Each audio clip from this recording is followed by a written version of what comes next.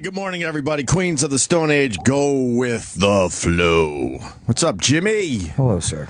It's time to broadcast. Yeah, I feel ready. Do you? Yes, delighted to be broadcasting. It's just a wonderful feeling, isn't it, when you get to crack those microphones and talk about all the stuff that happened over the weekend? Yeah, especially when it was an uneventful weekend. There really wasn't much going on. I just went for a chill weekend. Well, maybe I shouldn't mention it because it sounds very faggy. Yeah, I got rubbed out all weekend there. A little spa action. Should middle-aged men be going to spas? More than young men. Yeah. Huh? With each other? Oh, that's a good question. No, not with each other. You Who did you go with? Bitch, Was my it you wife. and Denny? Did the wife stay home with the kids while you and Denny had a man's radio weekend? You son of a bitch. You and some of the bosses here getting rub-downs together. A little weekend. Yeah, Scott said you look a little tense. You're like, I'm going to go to a spa. And he goes, why don't we go to a spa? God. Company getaway. Let's steam after this. Yeah, a couple of men steaming. You see his towel open. Men, He's supposed to not look. Well, I went to the spa years ago, and Les Moonves was there, and we're both hanging out in robes waiting to get rubbed down. It was very awkward. I would have said to him, like, they jerk you in there? What? Did you get jerked? Going to a spa is the dumbest thing ever. No, it's relaxing. I'll tell you this, it's better a middle-aged man go than a young man. It's more of a middle-aged man thing. You're relaxing and you're treating yourself to a rub down after a lifetime of work. Well, that's what I want to mention. As we're walking to the spa, you got real men, blue-collar men, like just working on the ice. You know, it's north of here, so they're still deep into winter. A lot of snow, a lot of ice. And this guy's fucking working it hard to, get the ice off the path so we would have a wonderful walk to the spa. And I'm thinking to myself, that's the guy who really needs a massage, not me. He's busting his fucking ass. I see. That's where we differ. I hope this bum gets this ice out of the way so I have a more comfortable walk. No, I know what you mean, but I'm thinking, get a massage. I'm thinking, really, I need a rub down? That guy does. He's really working it. Let him get one. He can get one. Massages are not that expensive. I mean, you can always go out and spend $50 to get a good massage. You don't have to have a spa experience. It was nice. It was very nice. That's all I did this weekend. Just chilled out. Chilled the fuck out. Did anybody veer close to the crack? Well, did any fingers kind of mosey on near the crack? Well, I'll tell you this much, Jim Norton. I think I'm finally getting my body back in shape because. Why do you say it? Because Sam and I have erections right now. Because they're getting closer and closer to the privates with these massages, and I would assume they don't do it if you have a slobby body. They want money. You think? Of course. How many times have I gotten jerked off? What do you think is my washboard at? It's the cash on the dresser. There used to be a time when massages, like, think underwear. They never went into the underwear zone. Yeah. Fuck, man. Now they're going all the way up the cheeks and everything. What the hell? When did that all change? Were they attractive women or older women? I know where you mean. It's like I just mean massages in general when I get them here and there. But were they attractive, the women at that spot? They're right. They're all right. One was motherly. I hate that. I like a nice motherly massage therapist. I hate a matronly massage therapist. Fucking beat it, Nana. Getting a little attention from mommy. Yeah, send in the young Russian girl who doesn't know what she's doing. I'll take her. Well, I certainly wouldn't mind that either, but a nice motherly massage, Sam Roberts. This is what you got to look forward to when you become a big radio star. I got one massage one time. You hated it? Hated it. I figure you're the type of person that would hate it. I couldn't relax at all. It was not pleasant. I didn't get anything out of it. But I mean, it was my fault because I couldn't relax. What were you worried about? I didn't want to be there. Are you on the spectrum? I don't think That's a so. spectrum thing. What, not liking massages is bizarre. autistic? They are really relaxing. Spectrum people don't like to be touched. Yeah. I don't mind being touched, but I don't. What are you, a queer? I'm not a queer either. Well, yeah. I'm glad we're getting everything on the record, though. Exactly. You're already lying, though. You're not on the spectrum and you're not a queer? Yeah, Not 0 for 2 diagnosed. with the truth. Yeah, Yeah, not diagnosed either. But let Dr. Norton say for the record, I disagree with your analysis. You're an expert on both. Absolutely. What do the massage therapists look like? She was like a. Well, that's the problem right there. She was she was a youngish, average-looking girl. So why couldn't you relax? I didn't want to be there. I didn't need her doing anything. Did she touch your ball bag? No, not even close. You want me to work your shoulders a little bit right now? Actually, all right, yeah. Shoulders, it feels good. You know who gives a good massage? Who'll do it at the Sherrod. Sherrod? Yeah, he's just one of those guys. You'll sit there, talk to him, and he just grabs your shoulders at the table at the Comedy Cellar. That's manly. But it's not a homoerotic thing. She kept telling me to like relax my hands. I thought I was relaxing them, but apparently they were completely stiff, clenched up. Yeah, little nervous Sammy fists. Yeah, Sammy. You should try it again. The Sherrod small grabbing your shoulders thing that's weird to me when guys do that. Nah, when you're friends, it's not. It's the energy is. It's all about You're energy. just sitting there, you don't ask for it, and he just grabs your shoulders and starts kneading your shoulders. Well, there's been times where I go like, "Hey," but he has, yeah. It's not a homoerotic thing at all. But you'll ask him to rub your shoulders? If I'm genuinely sore, I'm like, would you hit my shoulder? He'll do it. Hit my shoulders? Yeah, or rub my shoulder. Yeah, absolutely. All right. It's because it's such a non-homoerotic thing. It doesn't even feel uncomfortable to ask. Like, I would be just as comfortable asking him, could you pass the salt? And then after the massage, you have a little cucumber water. Would you enjoy some cucumber water? No, Sam? I don't want cucumber Exactly. water. Or a little lemon water? Go home because I wasted my hour. No, that's a good hour. And I didn't want to pay for it. That's the problem right there. Yeah. That's the problem right there. Fucking. Oh, the money yeah, thing? Of course it is. Chisler Roberts. Just a waste of time and money. You could be doing productive things. God. Like what? Buying more wrestling dolls? I mean, I get most of them for free now, but yeah, I'd rather do that. All right, Sam, I'd rather spend his money elsewhere. I enjoy a nice massage. Not me. Oh, yeah. I like a good one, too. And then we were all happy, and then I showed you the picture on the way home. Some guy put a big sign on the side of the fucking road that just depressed the hell out of us. It said, "Thanks for killing my dog and leaving him in the road." That was nice. He's grateful. I like the attitude. Dog. Yeah, he's appreciative. Thank you for doing that. Like, what the fuck? Wow. And it's a busy road. Oh, maybe he means no one called him, but it's like, what do you want people to do? Get out of the car and I guess his dog never came home. He went searching for it and found it in the middle of the road. So obviously someone hit it and just left it there. But if you hit I don't know. What are you supposed to do at that point? You don't know which house the dog came from because this is kind of in the middle of nowhere. Is there a collar on the dog, though? I didn't see the dog. This sign looked like it's been there for a long time, too. So You could build a fence. well, that's Keep what a your- lot of people said in the comments. Keep like- your dog on your property. or on a leash or something. Where's their comments? The video. Okay. I thought, No, not a video, just an Instagram photo, quick. But You thought people were I leaving swear to little God, on the comments sign, I'm like, how mean, and how did you read it?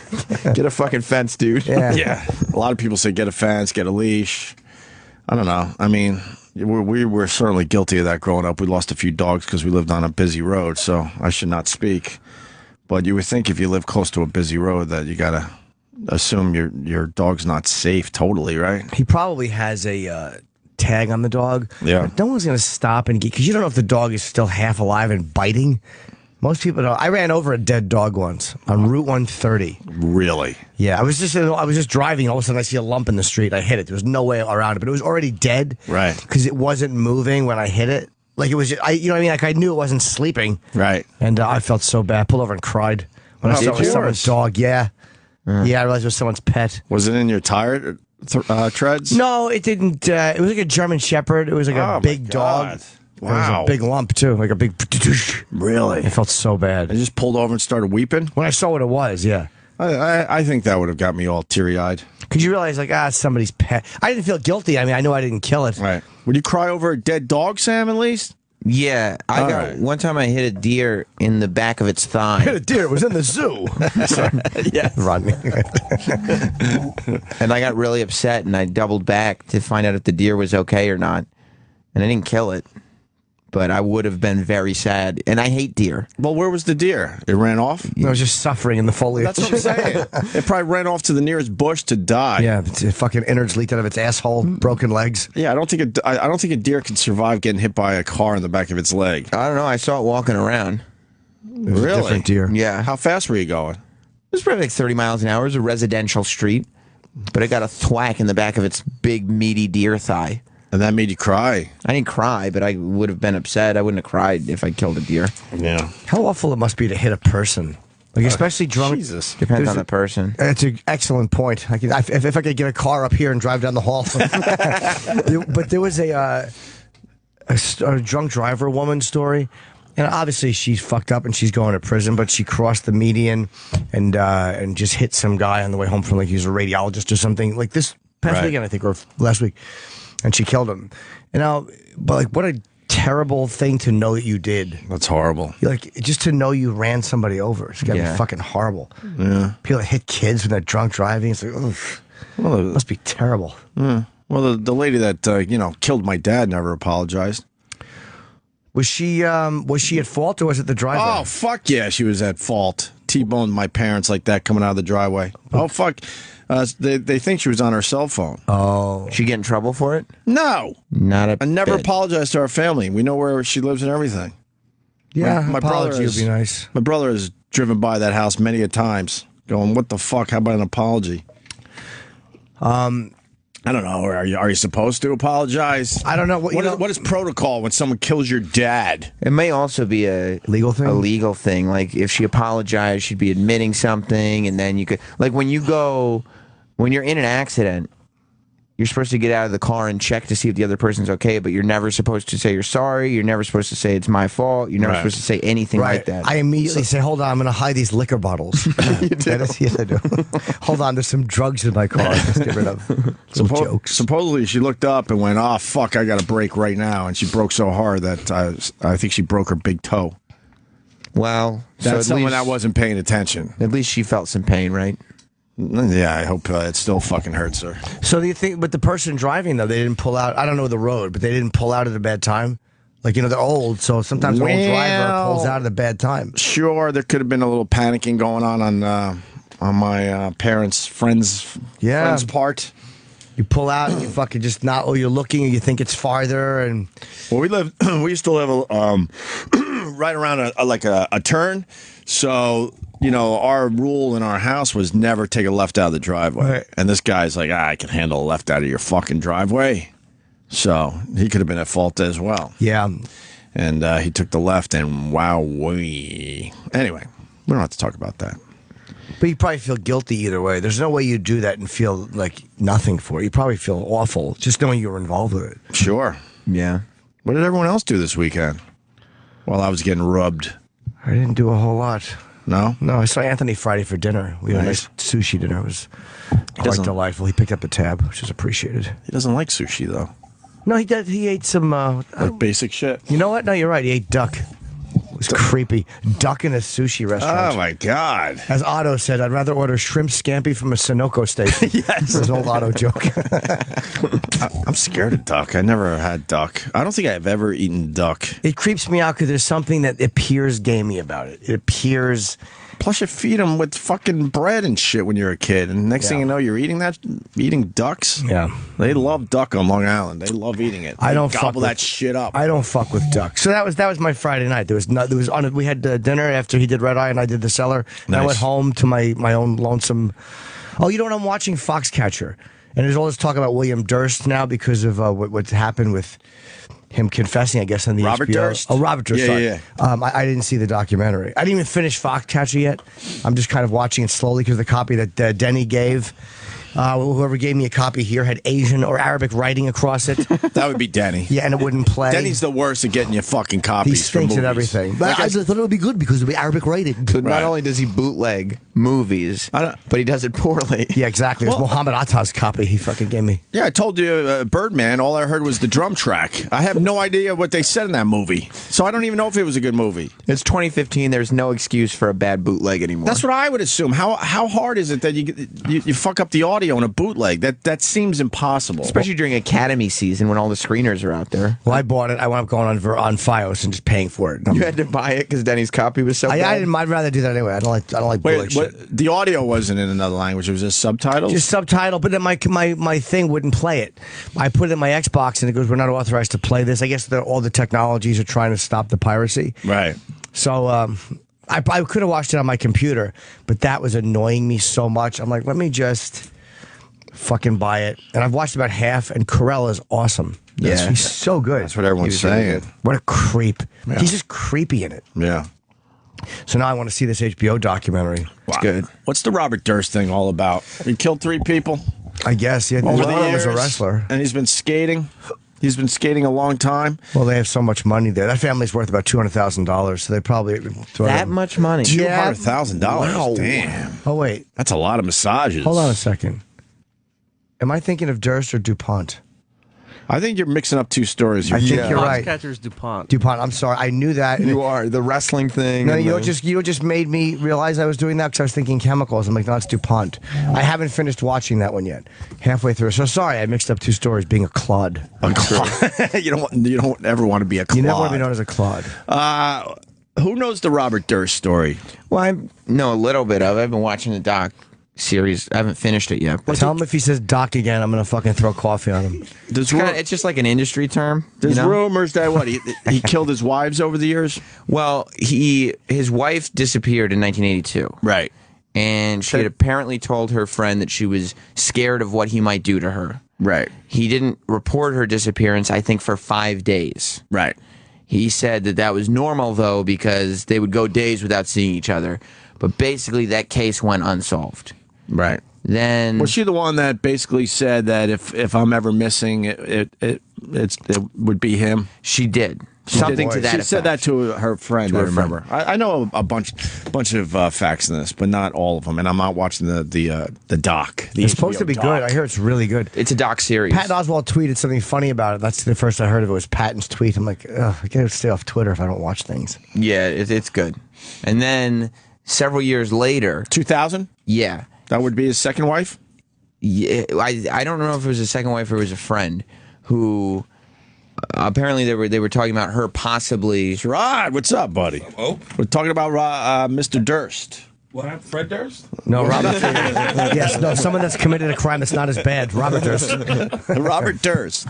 They were talking. I'm trying to learn about this Robert Durst guy. Yeah, he confessed in an HBO documentary. Why are you in a high chair I today? don't know. Why is this shit We so like high? that.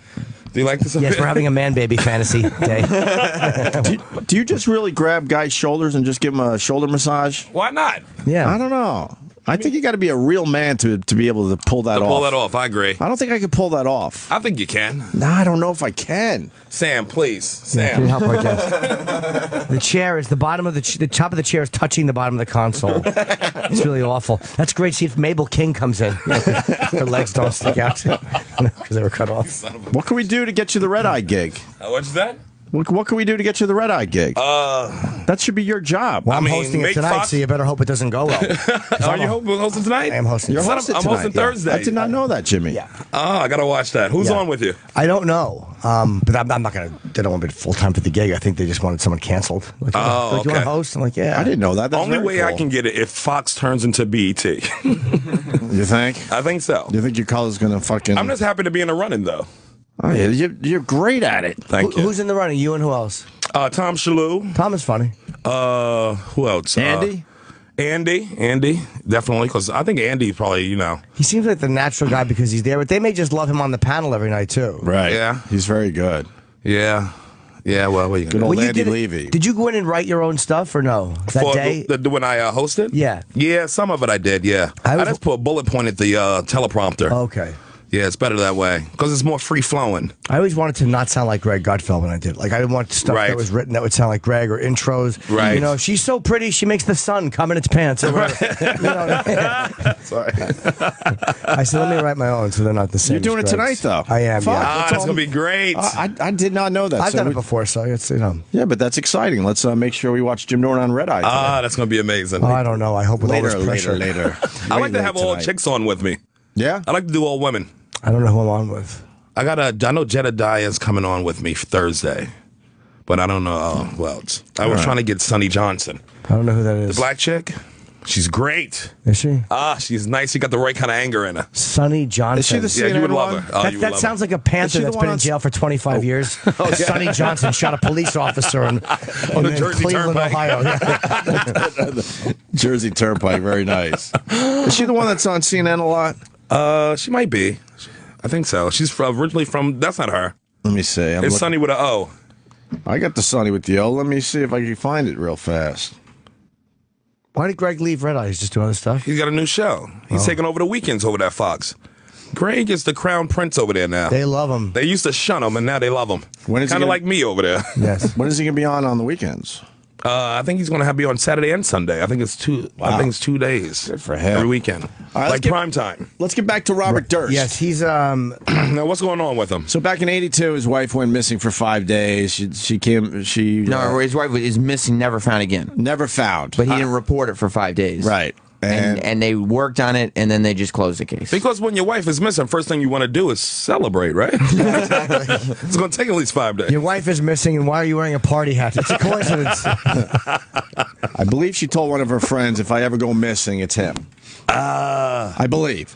Yes, she said something to that effect. So then in 2000, someone else went missing. Who went missing in 2000? No, in 2000, it was not a missing person. It was a killed person. A killed person. Now, who was this person? I believe it was a close friend of his, but they were talking about reopening the case. Right. And a possibility of her, this friend, going and talking about what happened to Durst's wife. Right. And then all of a sudden she ends up killed execution style. Don't run your Wait, mouth. what do you mean? The girl about Durst's wife? Durst's wife disappeared. She had evidence on Case it. was closed. Oh, she had evidence about the thing. The missing wife. That's 2000 or 2001?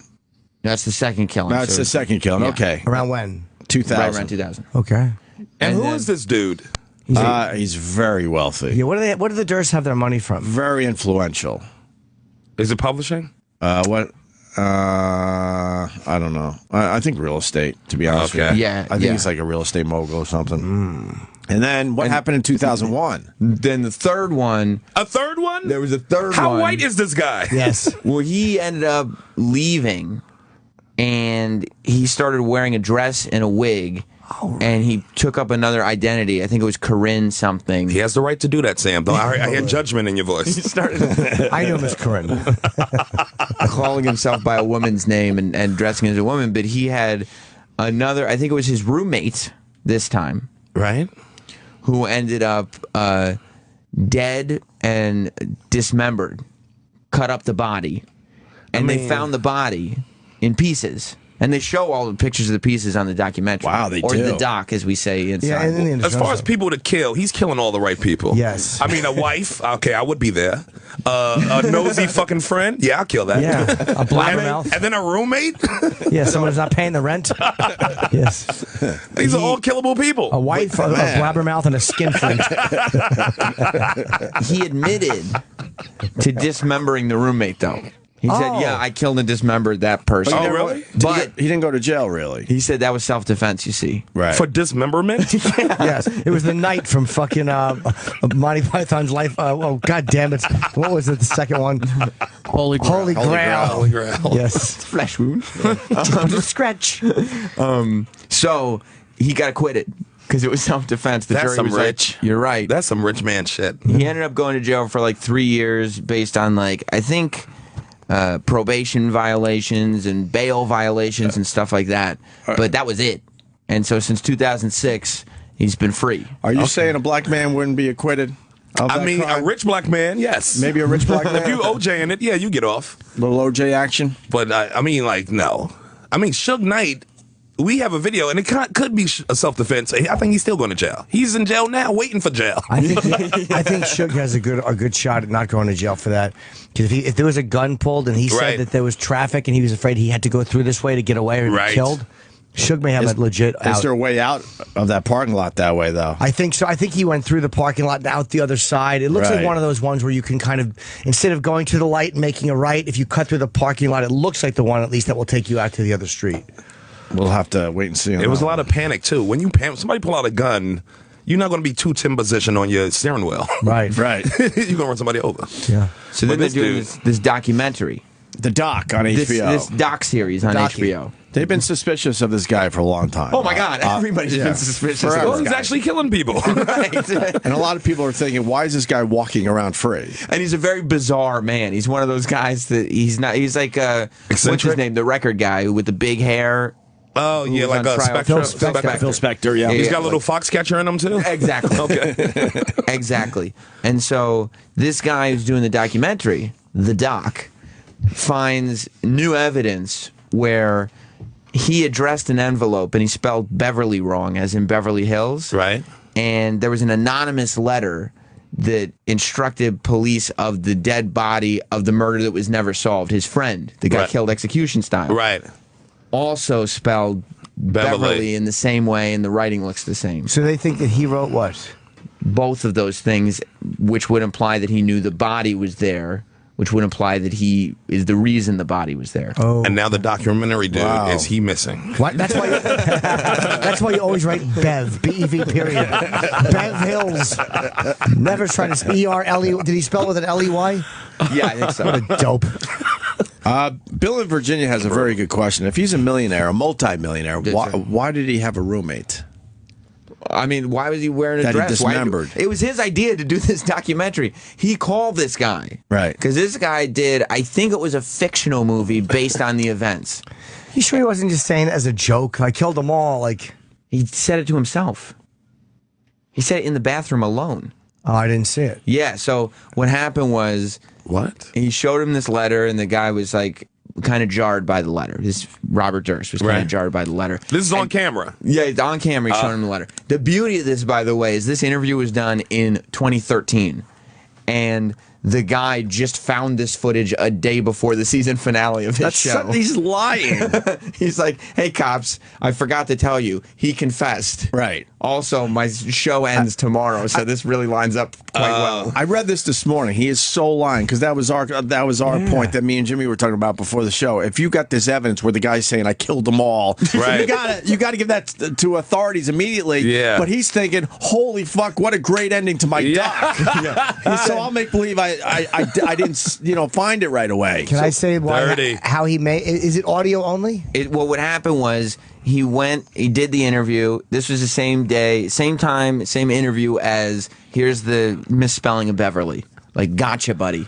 And First of all, the documentary dude, he can get arrested for obstruction, right? well, That's why not if he's claiming that he just found the audio. he said He's number lying. one, he Of just found course the he's audio, lying. and he said number two, that he didn't submit any of this as evidence yet because his lawyer said that if he submitted evidence too early, he could be viewed as an officer of the law, which would mean that his interviews were not admissible in court Right. because he didn't do the proper law procedure. I don't know anything. Plus, he wanted his first documentary, and that's not his job. But the audio, look, you never know. Why would you listen to audio of a Dude, guy that went to the bathroom? You might not think to listen to it. How is the show going to end then? Right.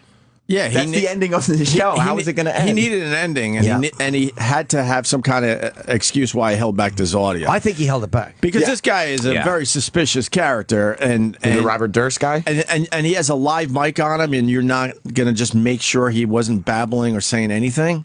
Or That's ridiculous. Yeah, some PA is leaving his headphones on. Right. I take dumps and everything with sound still on me. I can't wait for this. I want him to hear it. I can't wait for this doc guy to get arrested. So what happened was There's no way the authorities are going to believe him in the end. What an amazing ending last night to this series. incredible. He did this. This is how Serial, that podcast, should have ended. That woman should have solved the crime and just not told anybody until the last podcast came out. I mean, but good for him. He goes. Well, he's going to jail. He does the interview, and he presents the envelopes and whatever. And then the interview's over. Robert Durst leaves his mic on. He's like, I'm just going to use the restroom. The doc guy's like, no problem. It's right over there. And he goes into the bathroom and he starts talking to himself. And he confesses, quote unquote, to the crimes while he's talking to himself in the bathroom. I don't know. And then someone heard that and went, "Did you hear what he just did?" And then that guy said, "Yeah, let's keep it between ourselves until this doc is over." Or they were like, hey, it's been 2 years. Let me just go through some of this audio so that I just stupid. found. This guy- Hey, he confessed. Who would have thought? Great ending, but I hope this guy gets fucked in the end. Kyle in Pennsylvania wants to fill in some blanks about this, Sam. Go ahead, Kyle. Hey, how you doing, guys? So Sam kind of was wrong in the beginning, but he kind of moved on, and it's kind of right now. But in the beginning, his wife went missing, but he called, it was 2 days later. It wasn't 5. And then his wife went into to New York to their apartment, and then he said he called her, but he didn't, blah, blah, blah, and then she goes missing. But it was only 2 days. It wasn't 5. And then Well, that's that. friend, friend that I read that was 5. killed, the friend. Well, it doesn't matter. But the friend that was killed wasn't the wife; it was a friend that he confided in, and the police wanted to talk to her, and she told Robert Durst that the police want to talk to me about your wife going missing. Well, that's when he apparently, I guess, murdered her. That's what I was talking about. Yeah, Yeah, the execution style. That's what I said. Executioner. But then he wrote a letter. He wrote a letter to the LAPD saying where to find the body. But it was on the same type of letterhead. No, an anonymous letter. That's what I was talking about. The anonymous letter came out. But okay, yeah. But then back in '96, he wrote a letter to the friend that he murdered on letterhead from his where he used to work at in New York on Wall Street. So that's how they connected the dots. That it's the same type of. What a dope he is. Yeah. Using his own letterhead. Who does that? He was a wall. Well, That's what you get for having letterhead. And that's Exactly. well, no. The letterhead. He didn't use the letterhead for the murder. The confession for the murder. It was he wrote a letter to I think her name was Diana or Deborah or something. Something with a D. But the letterhead. Dead bitch. You admitted to the letterhead writing, and then saying then he misspelled Beverly. And then the guy said, well, we have this letter, someone misspelling Beverly, and it looked like the exact same handwriting. And he's like, well, I didn't write this, but I wrote the one this. He's like, and then they showed him two of the exact same, it was Beverly Hills and Beverly Hills. He's like, well, which Beverly Hills did you write? He goes, I don't know. Right, that's pretty much what Sam's saying. that's what he Someone else said. is saying it wasn't a roommate that he killed, but his neighbor. Maybe it was a neighbor. Okay, so But it was in the Sam. same apartment complex. I'm just trying to figure this whole thing out. big whoop. Kyle, thank you so much for adding to that. Thank you, Kyle. All right, so then now we got the grand finale here that everyone's talking about today. Yes. Right. Let's So hear it. you went into the bathroom and you're trying to tell me that no one's listening to this guy in the bathroom. Shut down for the day. There's no fucking way. This guy is so fucked. But he knew at the time. He's like, oh my god, here's the ending to my documentary. I got to just keep my fucking mouth shut for 2 years. But you may not listen when someone's in there because you're not Right. thinking. The sound guy takes he doesn't want to hear. But between now and 2013, it probably came heard out. it. Sure. Yeah. And it's not like he just found this week and was like, oh, Right. you know what? This will be a great ending. Like he probably, Right. before he committed to doing 6 episodes of this, had an ending. They did 6 episodes on HBO. Yeah, it's a he knew. 6-episode He knew that. He series. knew from the beginning. They probably knew. He probably said, pitch "I had a meeting. great ending." Yes. Can't say what it is. Yeah. Just trust But me I've on got a this. Lulu. It rhymes with Minmession. And you got audio tracks, and you're not listening to the last 30 seconds of this particular audio track before you actually officially turned his mic off. Well, if you think he was like, okay, it's a 6-week documentary series. Yeah. It's going to end with a handwriting analysis. No. No. All right, so let's play this out. This was unbelievable last night. Twitter exploded. People were like, what the fuck? Well, because and the other funny thing about Twitter was that the New York Times came out with an article on Saturday saying we've arrested Robert Durst because he was on tape confessing to this. Right. And Twitter got upset with the New York Times for spoiling the ending of the show. Ah, spoiler alert. Not realizing this is a active murder case. New York Times is the worst. So they finally told the authorities.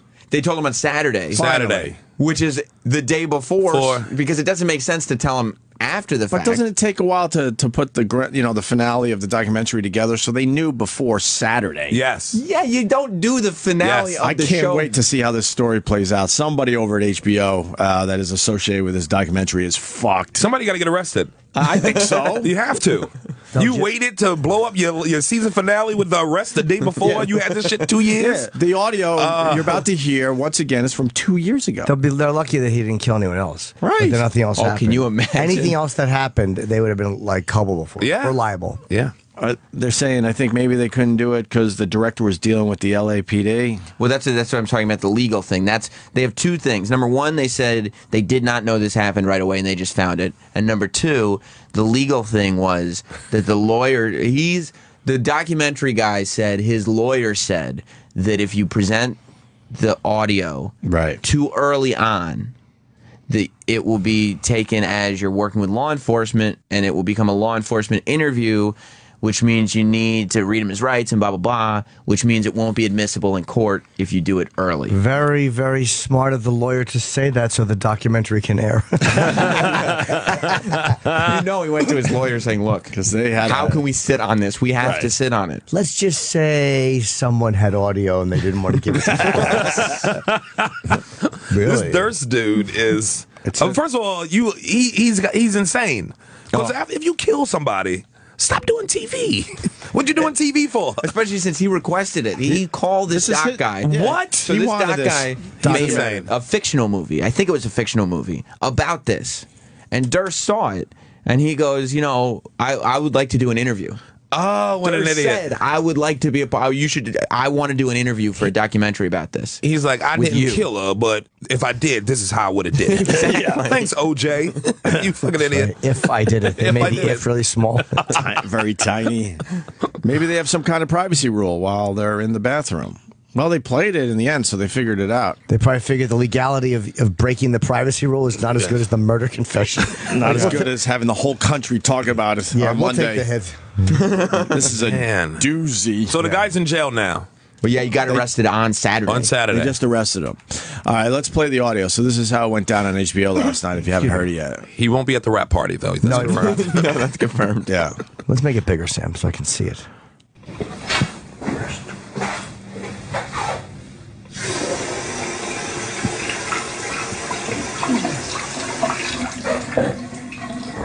What's in the house? Oh, I want this. Sister.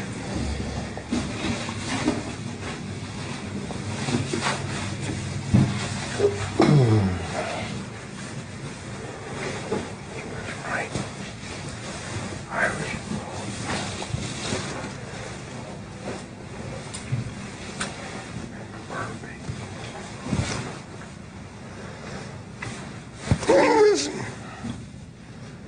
I'm having difficulty with the questions.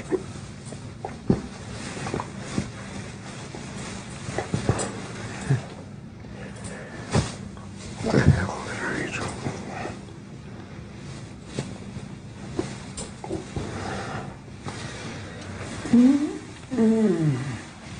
Kill them all. Of course.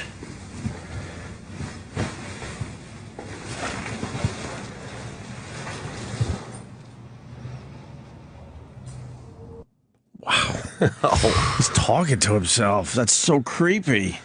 And he said, Well- what the hell did I do? Killed them all, of course. And then he, in there, I guess you could hear pretty good. He said, he was right, I was wrong. yeah.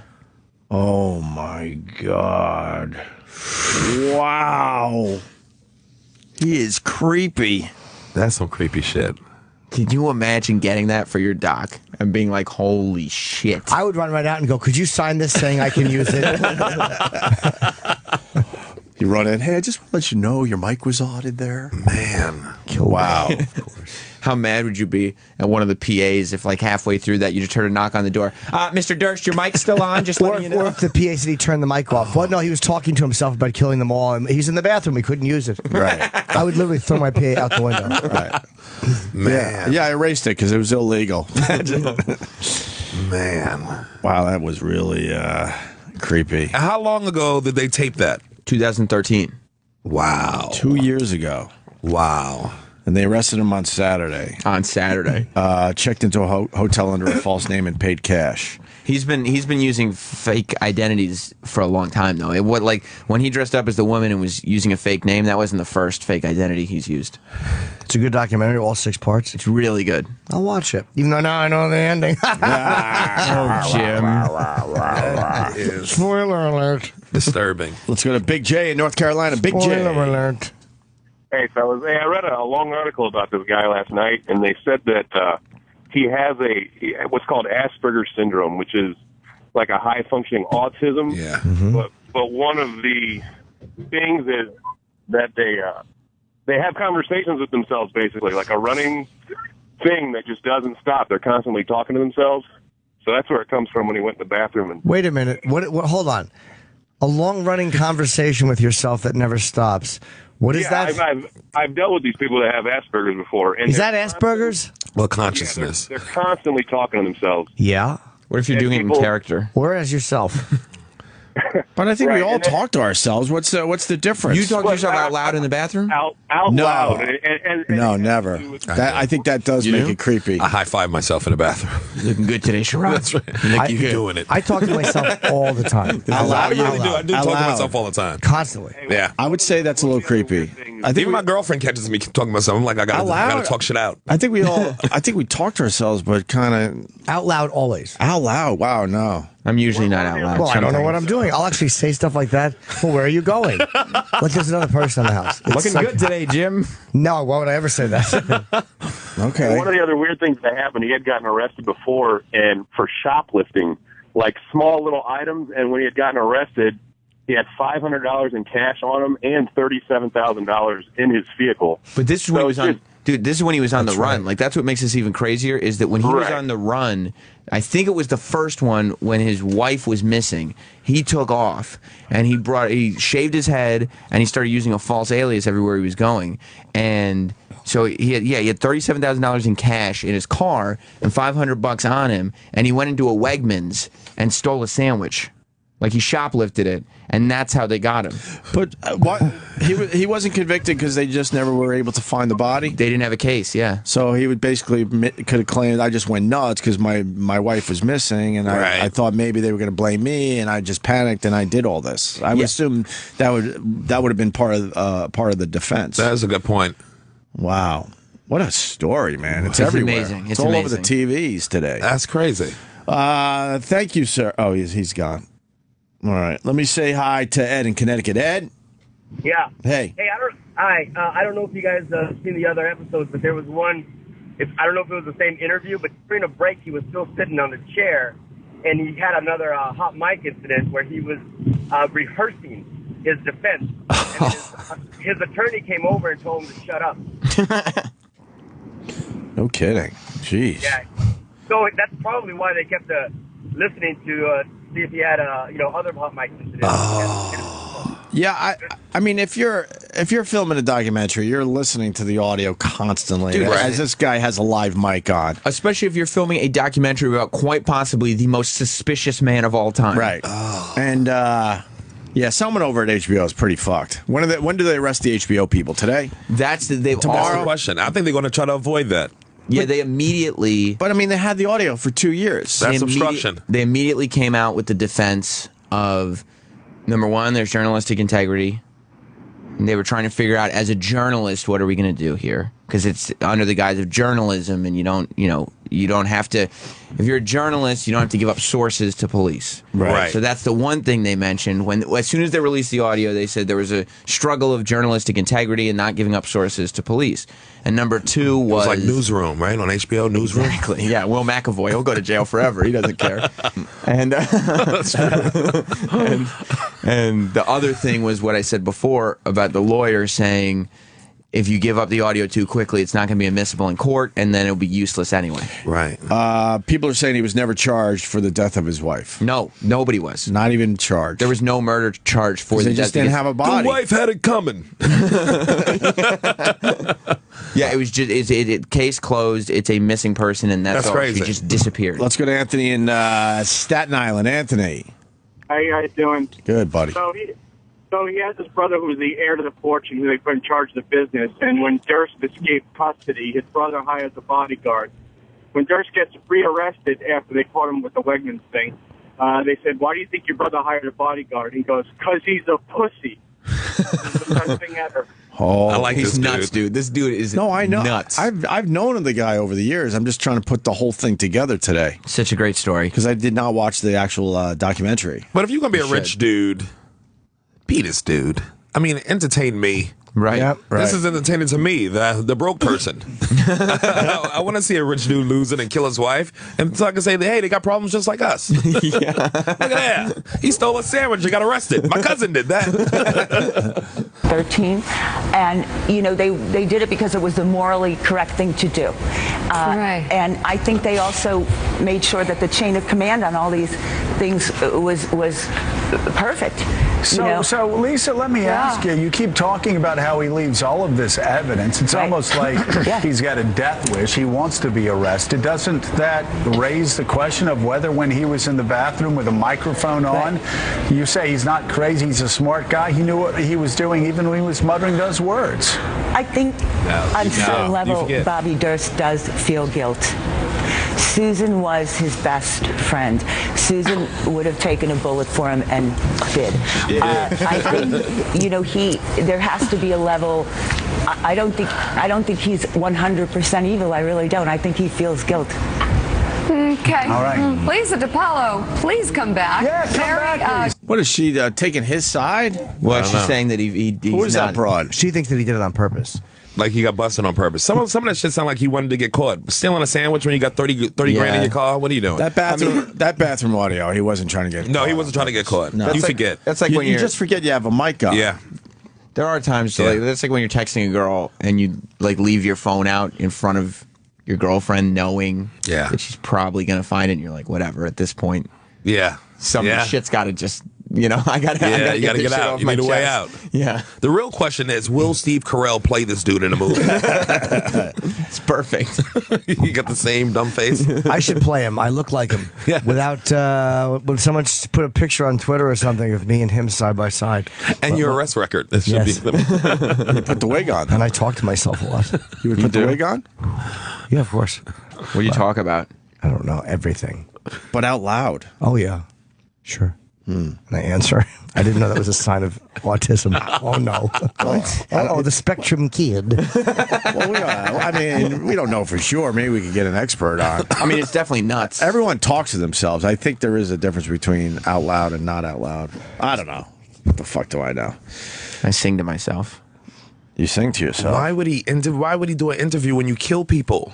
Just he leave asked alone. for it. He asked. That's why. The guy's been skating. Arrogant. That's arrogant. Arrogant. I guess you officially got to say if he did all this shit. He's been skating since 1982. You would just don't never talk about it. Yeah, but I think he gets off on lying to people and like, look, look what I'm getting away with. Like, I don't give a fuck. He Like, probably think he's above the law. That's rich. That's rich shit. That's rich. This guy is so bored. He's like, this is what I need to do to stimulate myself. I think he wants people to know that he probably did it. Right. Without like he wants to do interviews because he wants people to be afraid of him. He wants the people respect to know, of it. Yeah, but he don't want the jail time. Like, don't fuck with that guy because he kills people. Yeah. Without actually having to say, yeah, obviously. Yeah. How old is he? He looks like he's in his 70s. Yeah, that's a good run for a killer. If you don't catch you to your 70s, it's like you won, right? You won. Well, 82, that's 33 years ago. Jesus. 33 years ago, I would guess, right? Yeah, he was 33 years ago. He was a young guy. He's 71. So he was 38 at the time. Wow. That's good math. That's quick. Well, that's my expertise. I should be a scientist, not a fucking radio show host. Well, you're good at both. They even told me in high school, but I said, go fuck yourself. Good for you. Is that the dude, too? That's not the dude who busted him. Yeah, it is. Yeah, this is the Williamsburg fucking loser. Looks like Brody Stevens. Brody Stevens got a confession. Look at the face of a guy that's going to be arrested any moment. You know what, though? In this fucked up world we live in, this guy's not going to get arrested. Oh, he's going to skate. Right. He's No, skating. he's good. He's skating. That's the future of policing. You gotta let him skate because then the next time someone gets this audio, they might bury it, or whatever. Destroy it. Yeah, you gotta. Or just give it to the authorities right away. Yeah. That's going to be the new thing, though. They're not going to try people anymore. They're going to be like, we don't have a case. Let's have them do a documentary. They'll give themselves And then the up. authorities couldn't work with HBO and arrest him without telling everybody and go, all right, we'll let you have a day or two. It's public record, though, ain't it? Yeah, you I can't. know, I just Yeah, that would be great, though. Because they arrested him on Saturday and the finale was Sunday. But I think it worked for them. 100% Sure. worked for him. I mean, we wouldn't be. Everybody was talking about it 24 hours before the show aired. Like, that was the show you had to watch last night if you're going to watch something. Someone's saying he sounds like he ripped a fart in that audio. Yeah, I kind of Yeah, heard he that definitely too. let one go. Thank you, buzzer. He let it go. That was his last free fart. He buried himself between two farts. All right, we got some quick points coming in from Dr. J in Florida. Whoa. I hope it's the Dr. J. Julius? Yeah. No, it's not the Dr. J. Damn it. Yeah, I'm sorry. How cool would that have been if Dr. J just casually calling us to give us some more facts on Making a this? hook shot. He wasn't known for his hook shot. That was a different guy. He had a little razzle dazzle to his game, but no hook shot. No, it wasn't right. Dr. J, go ahead, buddy. You guys with me? I got to make this quick. Get into the office, save lives. Here's the deal. Yes. It is not necessarily a slam dunk conviction. Let's assume for a minute that the police brought him in for questioning. They said, "Did you do it?" And he said, "Yeah, right. I did it. I killed him. Whatever." I mean, I don't know if that's a confession, and I don't know if you've ever been accused of something, but I have, not by the police.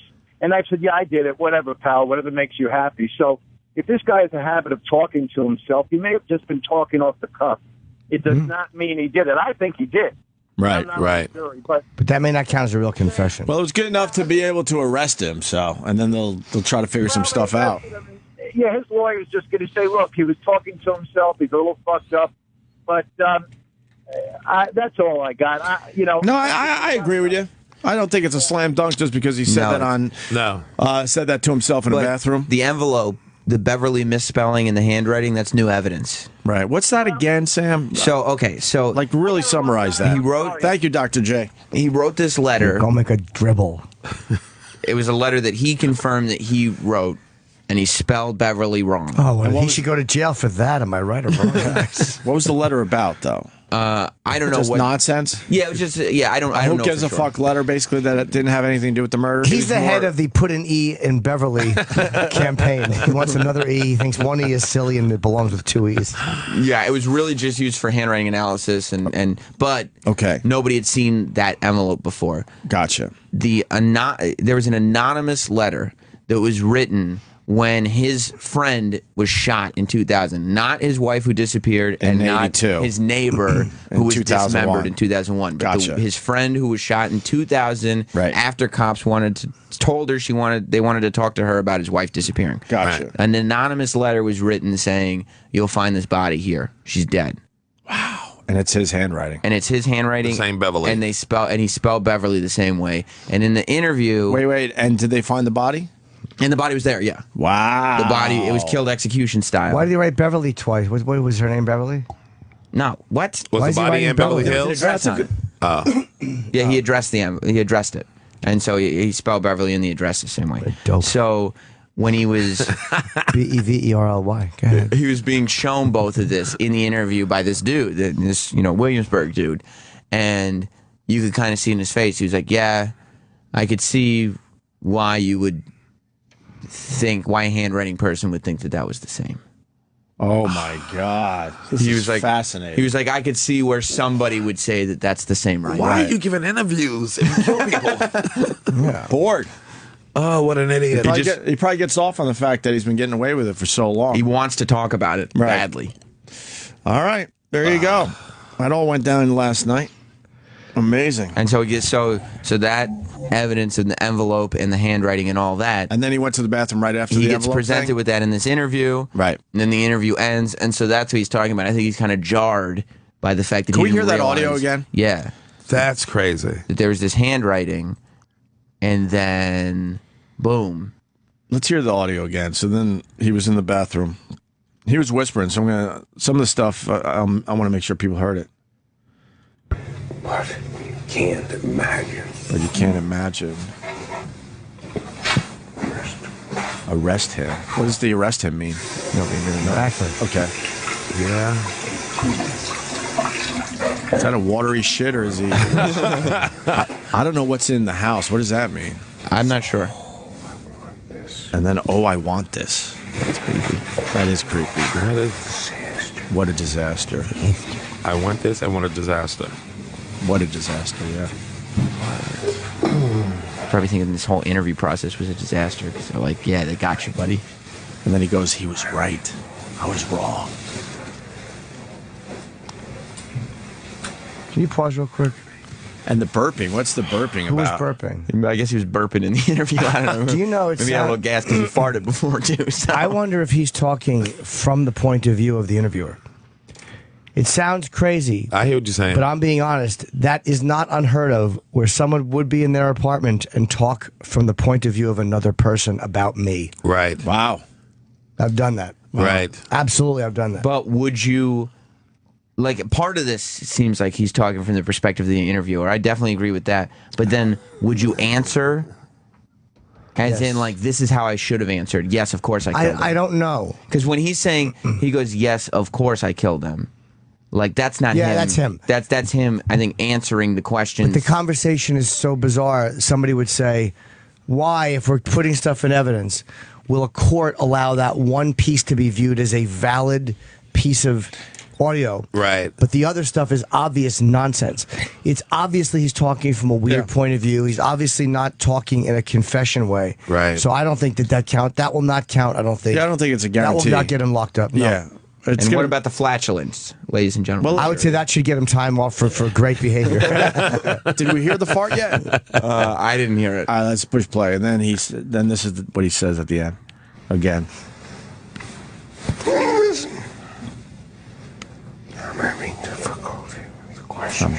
I'm having difficulty with the question. I think when he's saying that, like, I'm having difficulty with the question, he's practicing how he could answer these questions. And It's a lot of speculation. You got to yeah, it's definitely speculation, but I think he's like, half of this is he's talking from the perspective of the interviewer, and the other half is he's answering the question. Maybe he's just seeing what it sounds like to say that stuff. Yeah. Maybe he just wants to feel what it's like to say I killed them all. Right. Because I've said weird. Again, I keep saying myself, but that's the only point I have on it. The only reference point, and it's not insane. Right. That you would confess to something alone like that. No, like, it is insane, but I mean, maybe you're it's both insane, nuts. but I should say it's not unheard of. Yeah. Where I would go like, yes, I did shoot that person in the head. Yeah. Right. Because you want to know what it sounds like. It feels like you Right. have. Oh, he could be making faces in the mirror like, but yeah, I killed them all. So you don't. Kill them all, of course. But if He's you going to really- walk. But I think he's going to walk now, Ope. Someone's saying What he's- about the Beverly? But someone's saying he could be setting up an insanity play as well. No, you no, wouldn't because he need to wasn't do that getting 2 years arrested. ago. He wasn't being arrested. Yeah, good point. All right, let's get to the end of this again.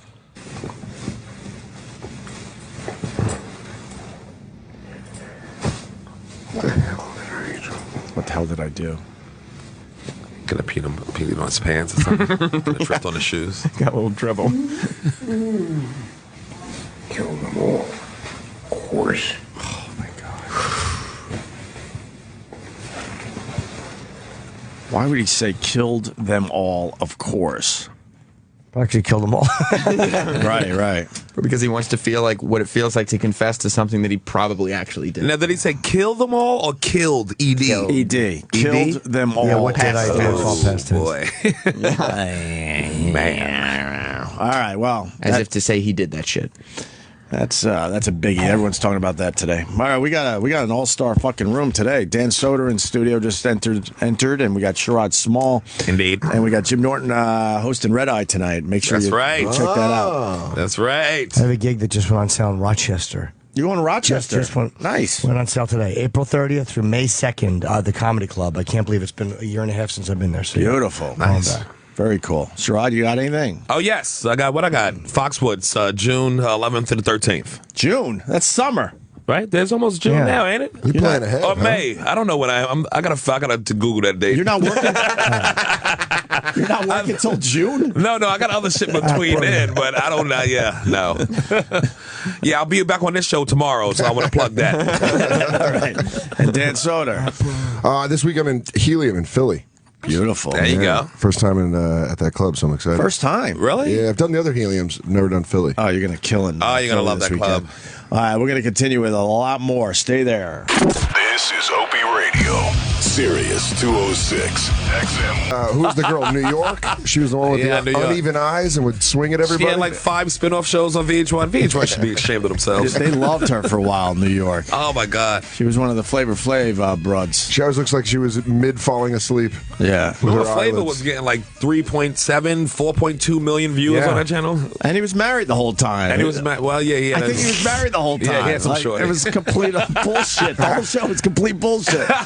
But he was still banging him. He told the girl, his wife, he's like, you know I got to go do this show. I got to do this thing. And then you remember Hoops from the show. Oh, yes. She's with Shaq now. She's with Shaq. Really? Yes, for the longest. Are they still together? Yeah. They've been together for like 4 years, 5 years. I know way too much about this dumb show. What an upgrade to go from Where's the duty Flav clip? to Shaq. Shaq. Yeah. And she's tiny, too. She's Tiny. She can't be more than like 5'2", maybe 5'3". She looks like his daughter. No way. Pull up a Oh, yeah. picture. She looks like his daughter in the pictures. It's hilarious. They've yeah, she's like 5'1". Splitting her They like love a showing log. pictures of those two walking down the street together because it just looks ridiculous. That'd be a good sex tape to look at. Is like, No, he's got to it's- be hurting her. No, because right, it would just be all him. She would be disappeared under him. No, he would have to be the bottom. I don't think Oh Shaq my is the God. top anymore. I don't know if she's a glutton for punishment. Shaq ain't got that body to be no top no more. Maybe he could plank. If he planks, he could be on I'm top. gonna lay on top of you. I hope I don't crush you. This is the shit. What was her name? I used to know her name, the one that let a duty out. Oh. It just plopped down in front of everybody. I wonder if she What a brings that. disgusting pig. Does she bring that up now? Is she like, I was the girl on Flava Flav that shit on the stairwell. She owned it, though. I remember. Oh, she owned it. She owned it like it was no big deal. Girls are just. If we knew everything girls did, we would not touch them. You got it, Sam? I got to see this again. We play this. She dropped the doo-doo on us. Yeah, they were having their ceremony, and then she was sitting there, and she couldn't hold it in, and she had A little piece upset broke stomach. off. Shit That little happened. piece. She was probably turtling the whole time. Yes. And that little piece probably just made a break for it. And went bloop. She was trying to be polite in a conversation where she's like, That last year boy pushed it right out of her.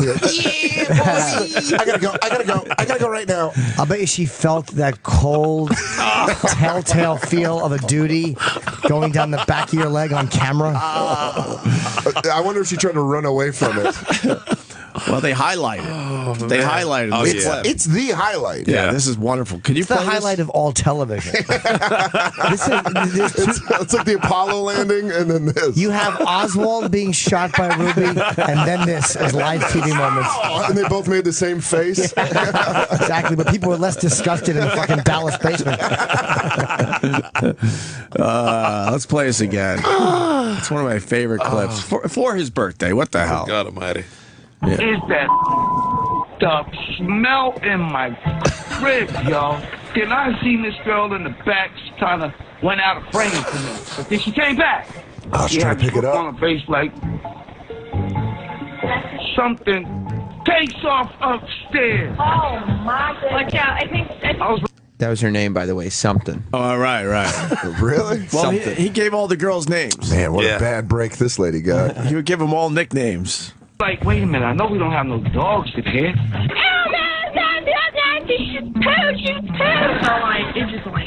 That girl. That's her? Yeah, the audio's hard to hear. Did the fat girl duty? Yes. Oh, how Yes, funny. yes. A fat girl made a duty on the floor. Like a big fat pet.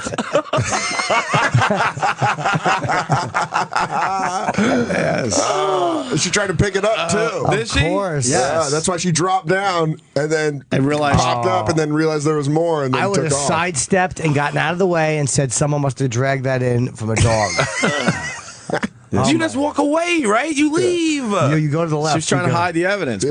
but I guess maybe it was a little too mushy. Yeah. Oh, Couldn't get it God. up. Trying to pick up a fucking melted Hershey And kiss. it probably fumbled through her hands clumsily, Yeah. just like. And the scary thing is, she wasn't the one voted off that week. She stayed. I mean, You know, No, how, I'm are you not- kidding I'm me? not They, sure. she should have stayed until the end. Well, if you have a fat girl who will duty on the rug, You keep her around. like your aunt's dog that's scared at your house, you have to keep her around. Right. Feed her nothing but Mexican food. Hope for the best. take bets. You lock the bathroom door. And I don't know. You have to stand there. Maybe go in the living room. How you feeling? Something? Oh, man. The audio's just not good, unfortunately. No, the and then they visuals talked to are her, award-winning. and I remember her just owning it. Like, She yeah. owned it. She's like, yeah, what's it to you? Speaking of poo, you hear about this flight? It's the greatest story. What? I think it's the greatest story in aviation history. And I can say that if it was me, it would be on my resume, line number 1. British Airways flight to Dubai forced to return to London due to a smelly poo that stunk up the entire plane. Wow. They couldn't just spray that shit. In the bathroom? Is it like in the toilet? A liquid. There was something happening. A British Airways plane had to return to London because of a smelly toilet. The plane was scheduled to fly to Dubai, but someone caused such a stink in the plane's toilet that it had to return to London's Heathrow Airport. A local British politician on board tweeted that the plane had to turn back because of a smelly poo in the toilet. Not only would I not shy away from that, but for the rest of my life, every time I met someone, I would go, "It was me."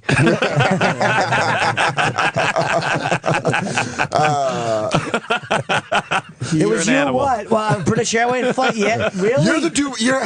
I knew it was going to be a bad one, so I waited. I was going to go in the lounge, and I said, "No, let me do this on the plane." The person would be like, "I wasn't even talking to you. Why'd you bring this up?" No, but I just wanted to say something, Mr. President, and you really just need to hear it. He said it was liquid fecal excrement. Those are the words he used. He said it's not a technical fault with the plane, and he was very adamant about that. Yeah. It was not the plane. This was human fault. So you couldn't flush it? It was probably like tarry. Yeah, it was little flushed. tar that probably just stuck to the bowl. But yeah. You got to think you could scrub that shit out and then spray it down. Or what if they missed? If it was diuretic, maybe they missed as they were going to sit down. And sprayed? Hit the walls. Fucking done. I will never understand that.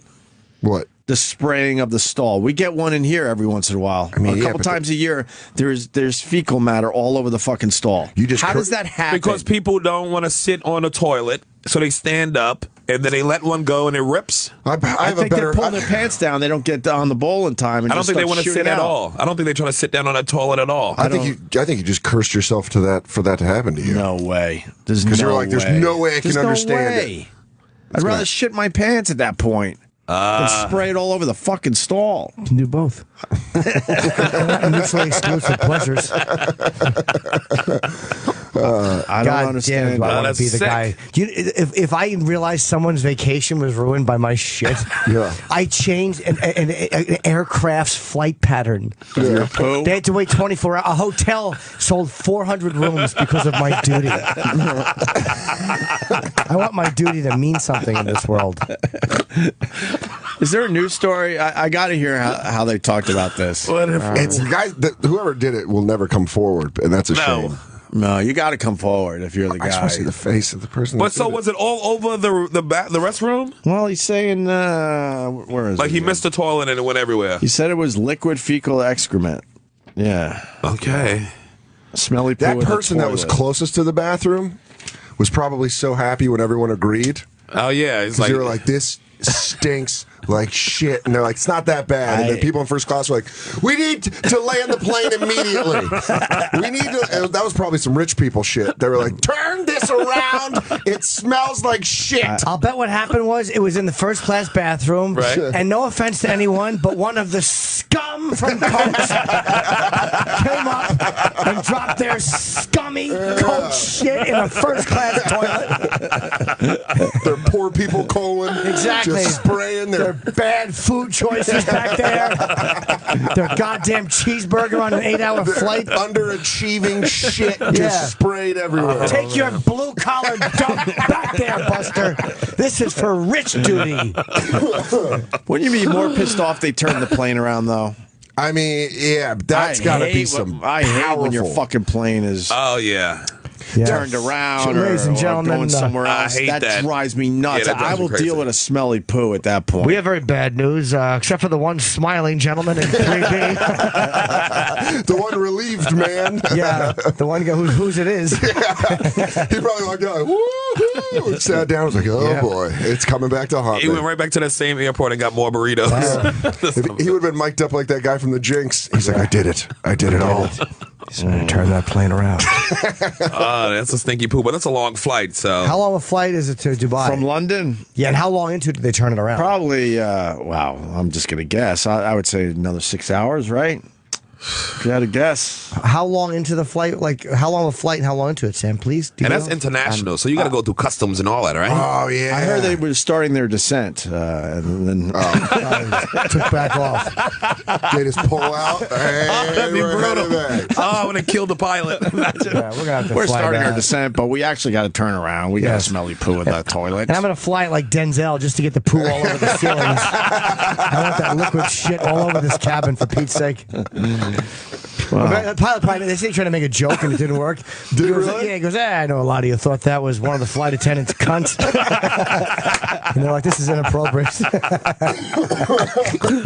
Oh, fuck. Go back to that guy's tweet. Oh, shit. 15 hours until next flight.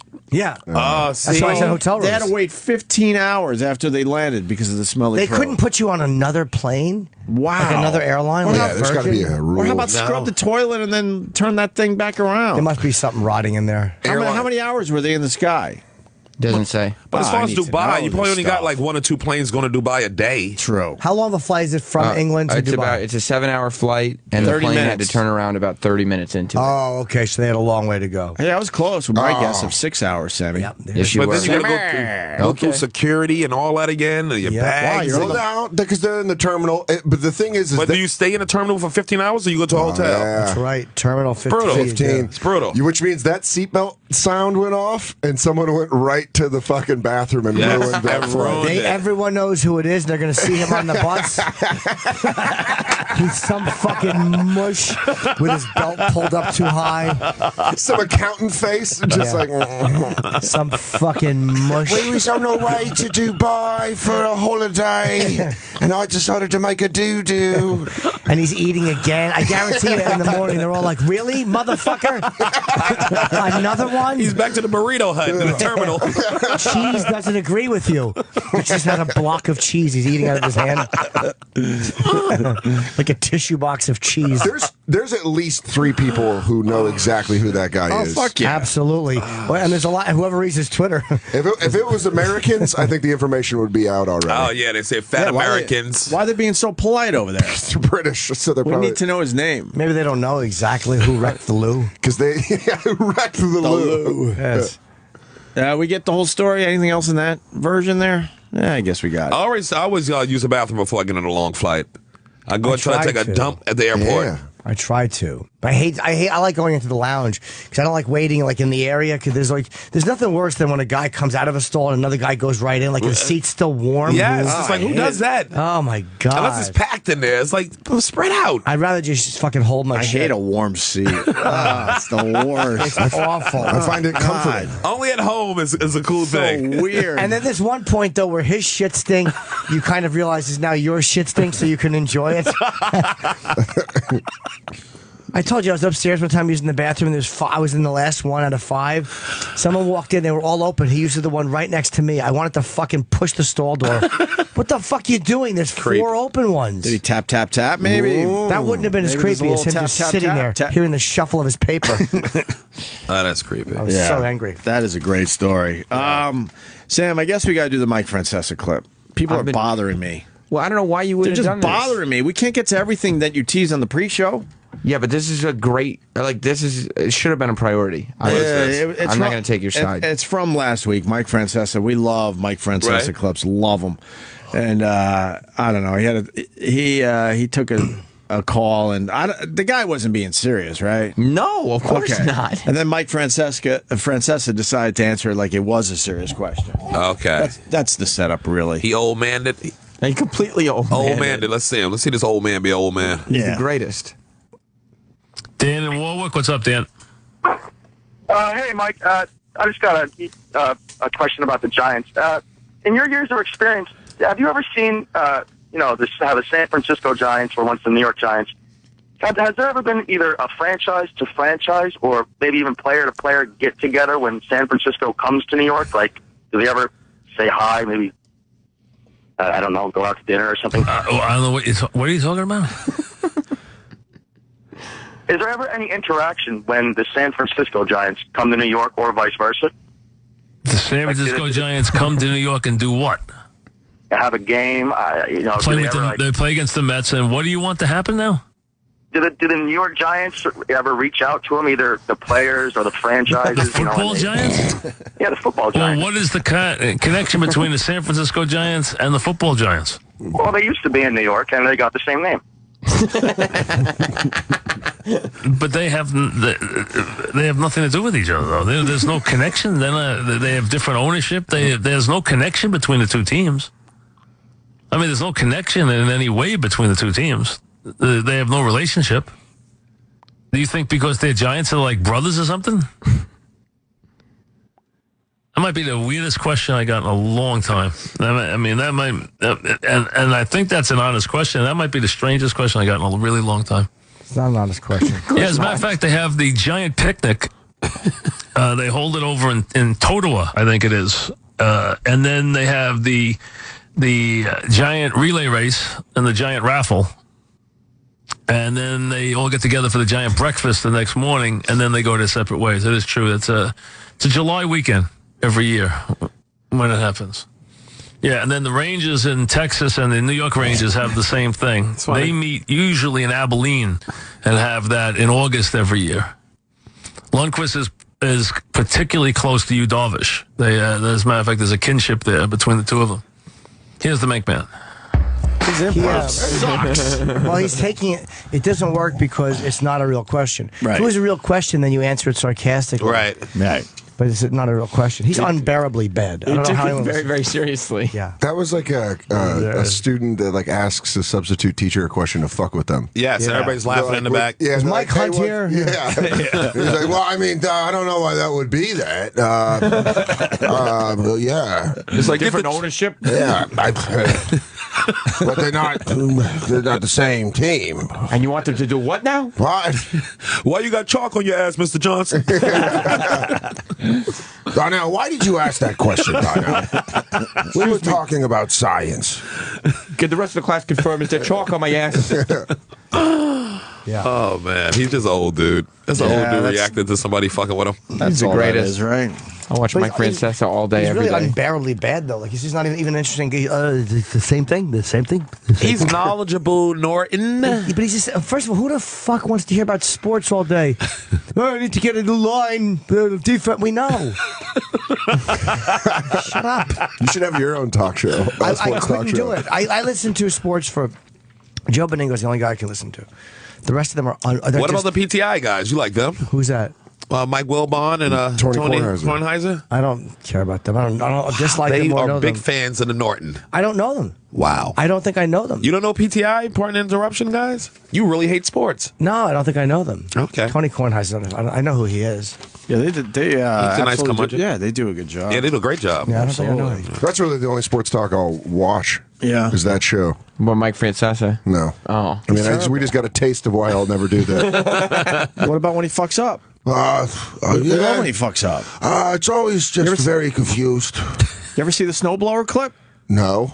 So great. You should tease that for tomorrow. We got to get him a snowblower clip, Sam Roberts. I'll watch Mike Francesa's show just because of the built-in suspension of maybe Yeah. he'll spill that Diet Coke today. Ooh, does he do that a lot? He did once. And it spilled all over the place. I'm sorry I'm not caught up on all my Mike Francesa. You're way behind on this Mike Francesa thing. Yeah. Just a snowblower clip, then we can move on. I'm going to go down a deep wormhole today. I think we go snowblower. All right. You want to go Diet Coke first? Diet Coke's my favorite clip. All right, let's not go of Diet his Coke. show or But any. now that means we got 2 more clips to play. It is a good clip. It is. It absolutely is. You liked when he spilled it? This is like finding out. It's like finding out about a new band, and you're like, you haven't heard any of this shit. Yes. See, and you got to know going in that Mike Francesa every day has a 20-ounce of Diet Coke next to him. He loves his Diet Coke, and he needs it to get through the show. Yes. Here we go. It's an addiction. All right. We're going to go round the league now. We're going to go round the league now.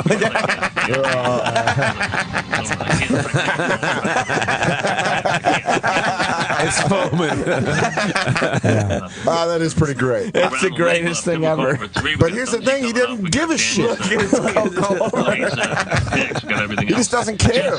Jim, you see it all over his stuff. That's why he's the greatest. He don't give a fuck. It's going all on the wires. And Yeah. He immediately tried to pick it up, and then it just overflowed out the bottle. And he keeps turning and staring at it. He's amazed by what just happened. There's Coke everywhere. I love it. Call the number. We're going to talk science. We're going to talk bubbles. He's got the stickiest console in all of radio. I bet if you still go in there and touch it, it's still just fucking... Oh, Mike doesn't like us to clean off the Diet Coke when he spills. Very particular. Go snowblower, and then we'll move on. He loves his snowblower. This is great. Does he really? This is really great, too. Probably shouldn't be on the radio. You go shop. One of my boys cut off the top of his finger with a snowblower. Really? Yeah, got a rock or something stuck in it before turning it off. He went in there to take the rock out. Why would you do that? Mistake. Idiot. Always turn it off.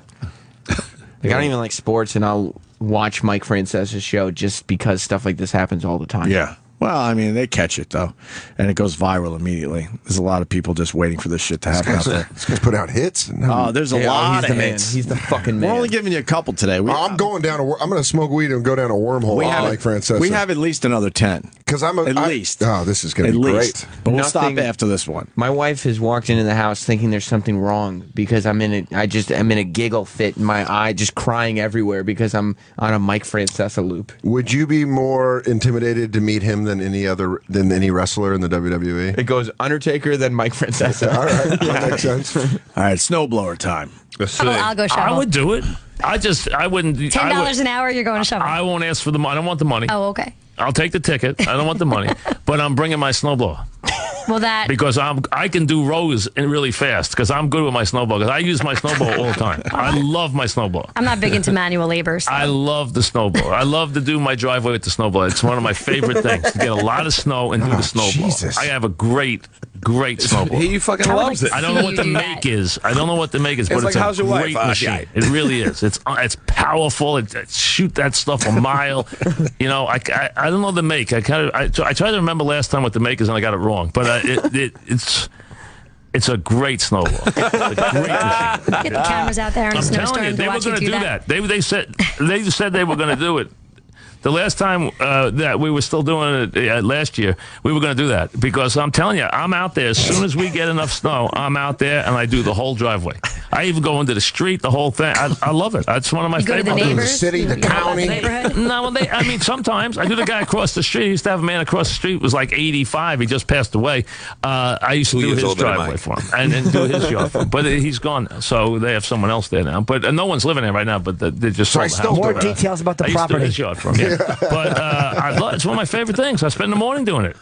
I tell you, it's people don't realize snowblowing is an incredible workout. You get because that machine it's heavy to push. Yeah, it's very. And you got to keep switching the thing to blow the snow. Because if you blow it back in the driveway, what's the point? You got to keep shifting.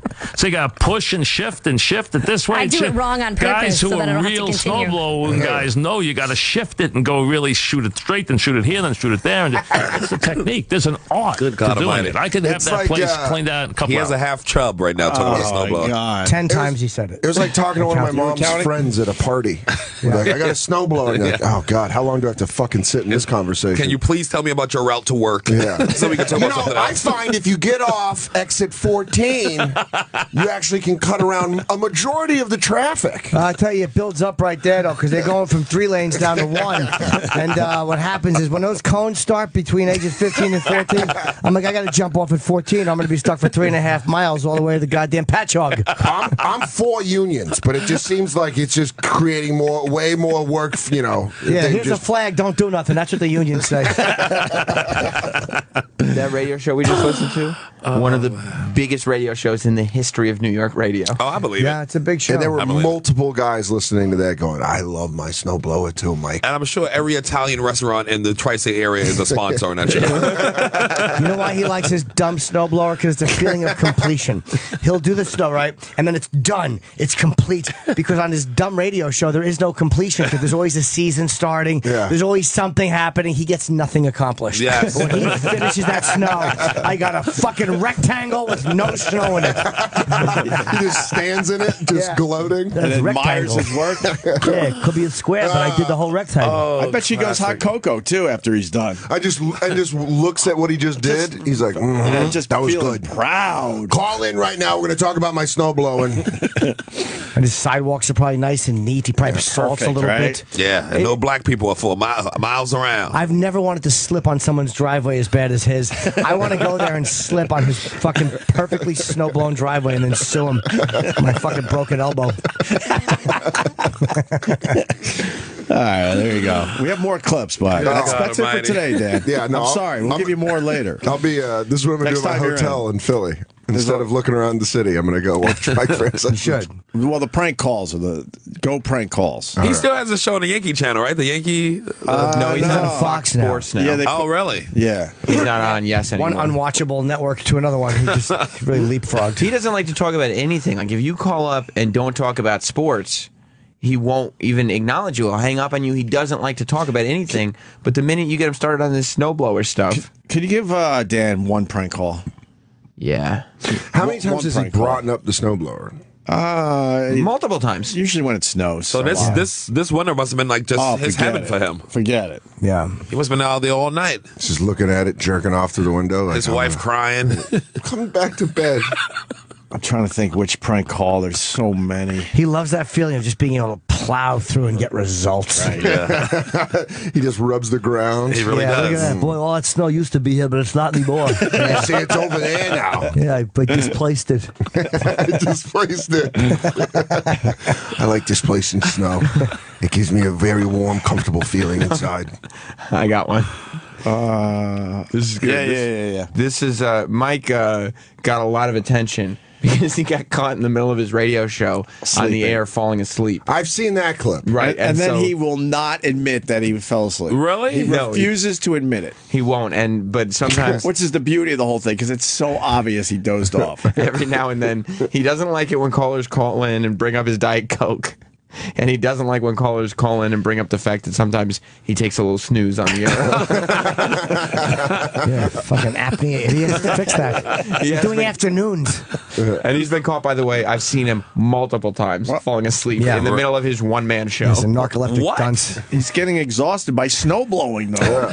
That's what it is. It's winter. Wake up early. You heard him. It's a workout. You got to have your He machine gets to push. tired. Here's what it's the pressure of taking 4 minutes of interesting audio and stretching it for 5 hours a day. If his show was 15 minutes, it'd be a great show. Right. Talk all sports for 3 to 3:15, and we're going to play nothing. That would be better than what he's doing. All right, here we go. Unlistenable. Here's one of his prank calls. These are wonderful. Before the Jets played last week, you know, I heard nothing but, you know, everybody going off on the Jets and how they're not preseason, so forth and so on. And basically, the guy looked Montana-like on Sunday. I just wanted to I would really kind of hold off on the Montana comparisons, okay? You know, and let's be honest. I don't want you to get narcolepsy. The Bills are, I've been doing this show. I've been doing this show for 25 years, 5.5 hours a day, and now we're going to talk about 12 seconds, okay? When I was up all night, so that makes a lot of sense. We've been doing the show. What I'm trying to why don't you add up the hours? Why don't you add up the hours, you jerk? 25 hours. I've only done. Well, you know what? Yes, Mike on Long Island. So What's up, Mike? frazzled.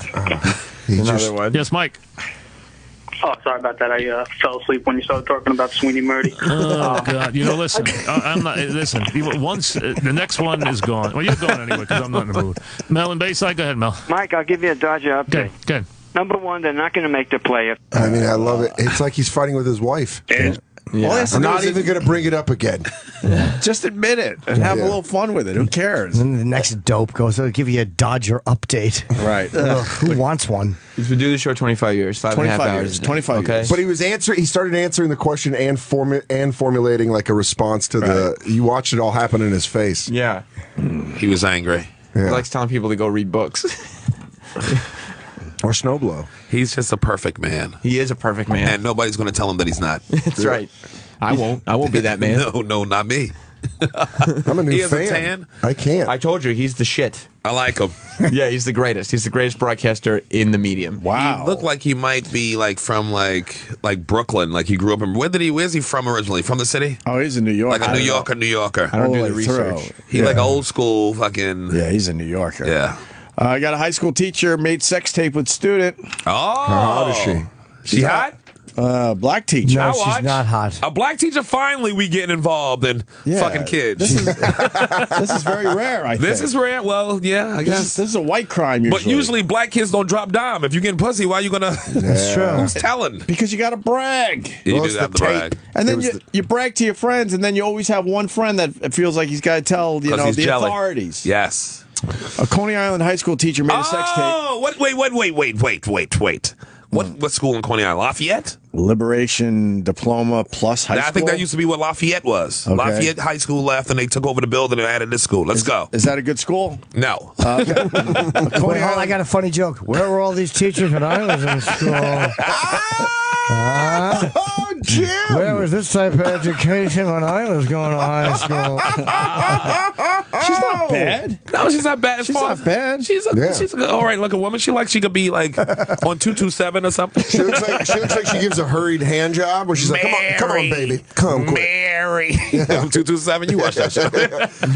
I need you to come, baby. I got to get out of here. Yeah. She's just jerking them off furiously. Don't let the church find out about it. Close the door. I don't want a janitor walking in. Coney Island high school teacher made a sex tape with a student who showed the homemade porn to his disbelieving buddies as proof of his carnal knowledge. I don't blame him. Nadine, 27, an English teacher at Liberation Diploma Plus High School, regularly treated her pet pupil to free lunches and Starbucks coffee. I'll say.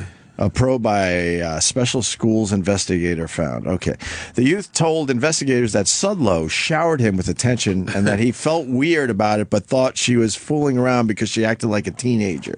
The flirting led to a hotel tryst, footage of which the youth flashed to friends along with lewd photos of their romp. I want to see brag. Lewd photos. Sudlow, an untenured teacher with 2 years of city classroom experience, sent emails several times to the student to tell him she was mad horny. Oh. Awesome. Oh, my God. I'm going to work on my new laugh for this story because this is a good one. Yeah. Okay. She looks older than 27 for one thing. Yeah, she I know. does. This is every fucking guy's dream. Man. That's why. Well, not with her. That's more of a nightmare. Oh, God, that's awful. Stop that. I love it. Why do I like it so much? It's good. It's genuine. No, Banging a teacher is the ultimate fantasy. Yeah, I know. I mean, that's up there with that's the banging thing. your mother's hot friend, or Yeah. It's they have multiple porn websites dedicated to it. Sure. Yeah. You just hope if you're a bad student, at least she gives you an A.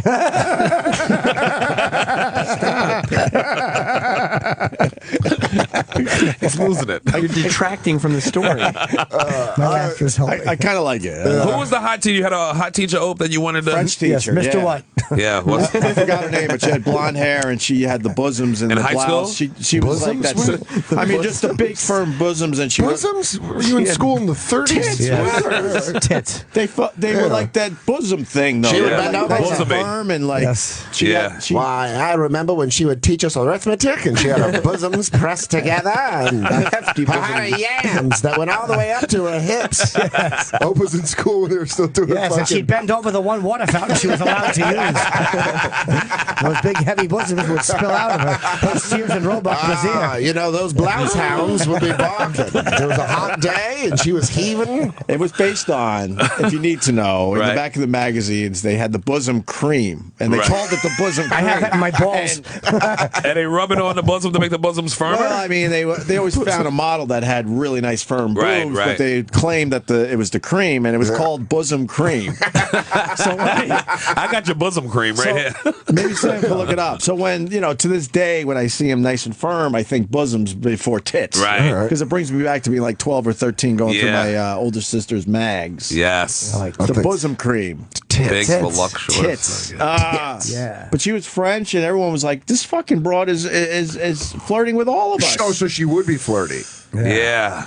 But not with anyone in particular, just overall. Oh, absolutely. There was no doubt in our mind. She had that French perfume. It was a stereotypical French teacher. Oh. And imagine finding out one of your friends fucked her. I don't have one story of one kid doing a teacher when I was growing up. I don't know anything I that banged a teacher, but after I got out of school. You fucked one of your old teachers? I fucked one of my old teachers. Really? Yeah. Wow. It was a good time. I tried and I got shut down. But she was a young But teacher. how old was she and what grade She was was 78. it? When I was in high school, when I was like 19. 16, she was like 28, 29. Wow. Okay. So she was, and how old were you when you But fucked she her? was, we all wanted to fuck her. But how old were you when you fucked her? Like 21. Okay, so she was like still I was- 30s? Yeah, Where'd she you was still like find in her 30s. Yeah. I came back to like an alumni night or whatever. Had a basketball Holy thing. Shit, really? Yeah, smashed. Really? Yeah. Only once? Only once. That's pretty hot. How did you leave? But I it? was like, because that's in town back from school, like still going back and from school. So it was like Thanksgiving time. Okay. Was that pretty Did you hot? try when It you was came hot back? as shit. Yeah. When you came back the next time, were you like, maybe Oh, I I'll tried try? every time, but I don't know. And plus, she had moved on. It was just one of those things. Oh, you lucky worked that out. it came together Yeah. perfectly. Yeah. Ah, there you go. Bosom, But years later. bosom blossom cream. Yeah. Bust. It's hard to read. Bust. What is it? Bust firming. Thank you. Bust firming and enhancing. Bosom blossom. Bosom blossom. What, is that snake oil? Like, is that even I'm work? sure Of course it's crap. Of course it's bullshit. Well, who knows? Maybe not. Maybe not. We shouldn't say that. We don't know if it works or not. I want to sell some tit sagging cream. Take those firm 20-year-old tits, make them look like you're 65. Make them look like they've been suckled on by 6 children. Yeah, it just loosens the skin and the nipple. It like you pull the nipple, makes them all flat, and the meat flat. Pancake those tits. It's half lard, half cream. Yeah, when you're on your back, I want it to feel like you have swimmies on. Pancake those from young tits, you pig. I don't know if you want to call him a pig in a commercial. Yeah, right. Why are they making a porn if you're a teacher? That's crazy. That's nuts. That's just Yeah. insanity. I wonder if it's one of those things where he was recording her with her phone. Yeah, surreptitiously. Yeah. Yeah. Oh, yeah. Because I don't know if they like set it up with a tripod. Yeah, it was or just amateur. Yeah, just Well, like you're a teacher. As soon as he come in the room, take his phone. He just, Yeah, exactly. in public school. Also, don't let him chew any gum while you're having sex. Oh God, that immediately. You don't like it? No, it helps. No, it doesn't. It hinders. I half enjoy it and half have a violent urge to want to. I understand. I feel the same. Yeah, It's enhancing the story. That's right. no, It's like heavy. no. Like bosom blossom. Yeah. Some teachers I remember being hot that wasn't really hot, but I just was focused on the ass while they wrote on the board all day. I was like, well, because you got boners like 80 times a day, too. Yeah. You didn't know what the fuck was going on. that's true. Yeah. They just had to be female half the time. My social Yeah, but studies then When you were teacher. growing up, I jerked off Holy to every shit. female teacher Yeah, I so ever did had in my I. life. Me too. I don't care what she looked like. Kindergarten to fucking 12th grade, buddy. I'll still go back occasionally. And be like, ah, man, I wish I could have fucked her. Yeah. And she was not that hot. But know. that was everything you needed back then. Big lima bean ass cheeks. My social studies teacher. A tucked in button up shirt. She was an abomination. Like a fucking horse, her face was. And I would crank my dick to her big, plump, fat ass every day. Every day. Every day. I go through the Every Rolodex. day. Nothing above a 4. My French teacher was cute. The French teachers were always the cute ones. I don't know why they were. You think the always cute teachers ones. know that you're doing that? They have to know that. Of course they I would do. throw it at them like multiple MIGs. Here, have some lunch, whore. What did Jim say to you? He said I could smell my cock. Yes, he said dangling participle. Funny. I see. Oh, man. Yeah, every teacher, everyone. If you work at a middle school or a high school, and you're a somewhat attractive woman, you have to know that you're Every being kid is jerked jerking off. off to you. Well, That'd be great if a teacher called them out just in the middle of the class. I don't know who's jerking off to me, and everyone would be like, what the But it fuck? woke me up this morning and I was crying. It was always a weird double standard too. We had the good looking teacher in high school with all the the girls would fucking freak out over the guy. Right. But that was completely normal. We had a gym gym teacher. He was like the assistant basketball coach, and it turned out he was fucking one of like the seniors, and we were like, good for him, man. I always thought about a teacher who's fucking a kid in the school. Even female teachers who fuck like gym teachers. I knew. Yeah, my math teacher, my freshman year, got fired like 2 weeks into school for fucking a senior because they saw each other at a Jimmy Buffett concert. And were hammered and ended up fucking. That should be free. You can't. Yeah. Sure. This is Buffett. Yeah. How did she get caught? I don't know. Yeah, I don't know. But they know where they had sex, though. It was in Margaritaville. I like that laughing at jokes like that.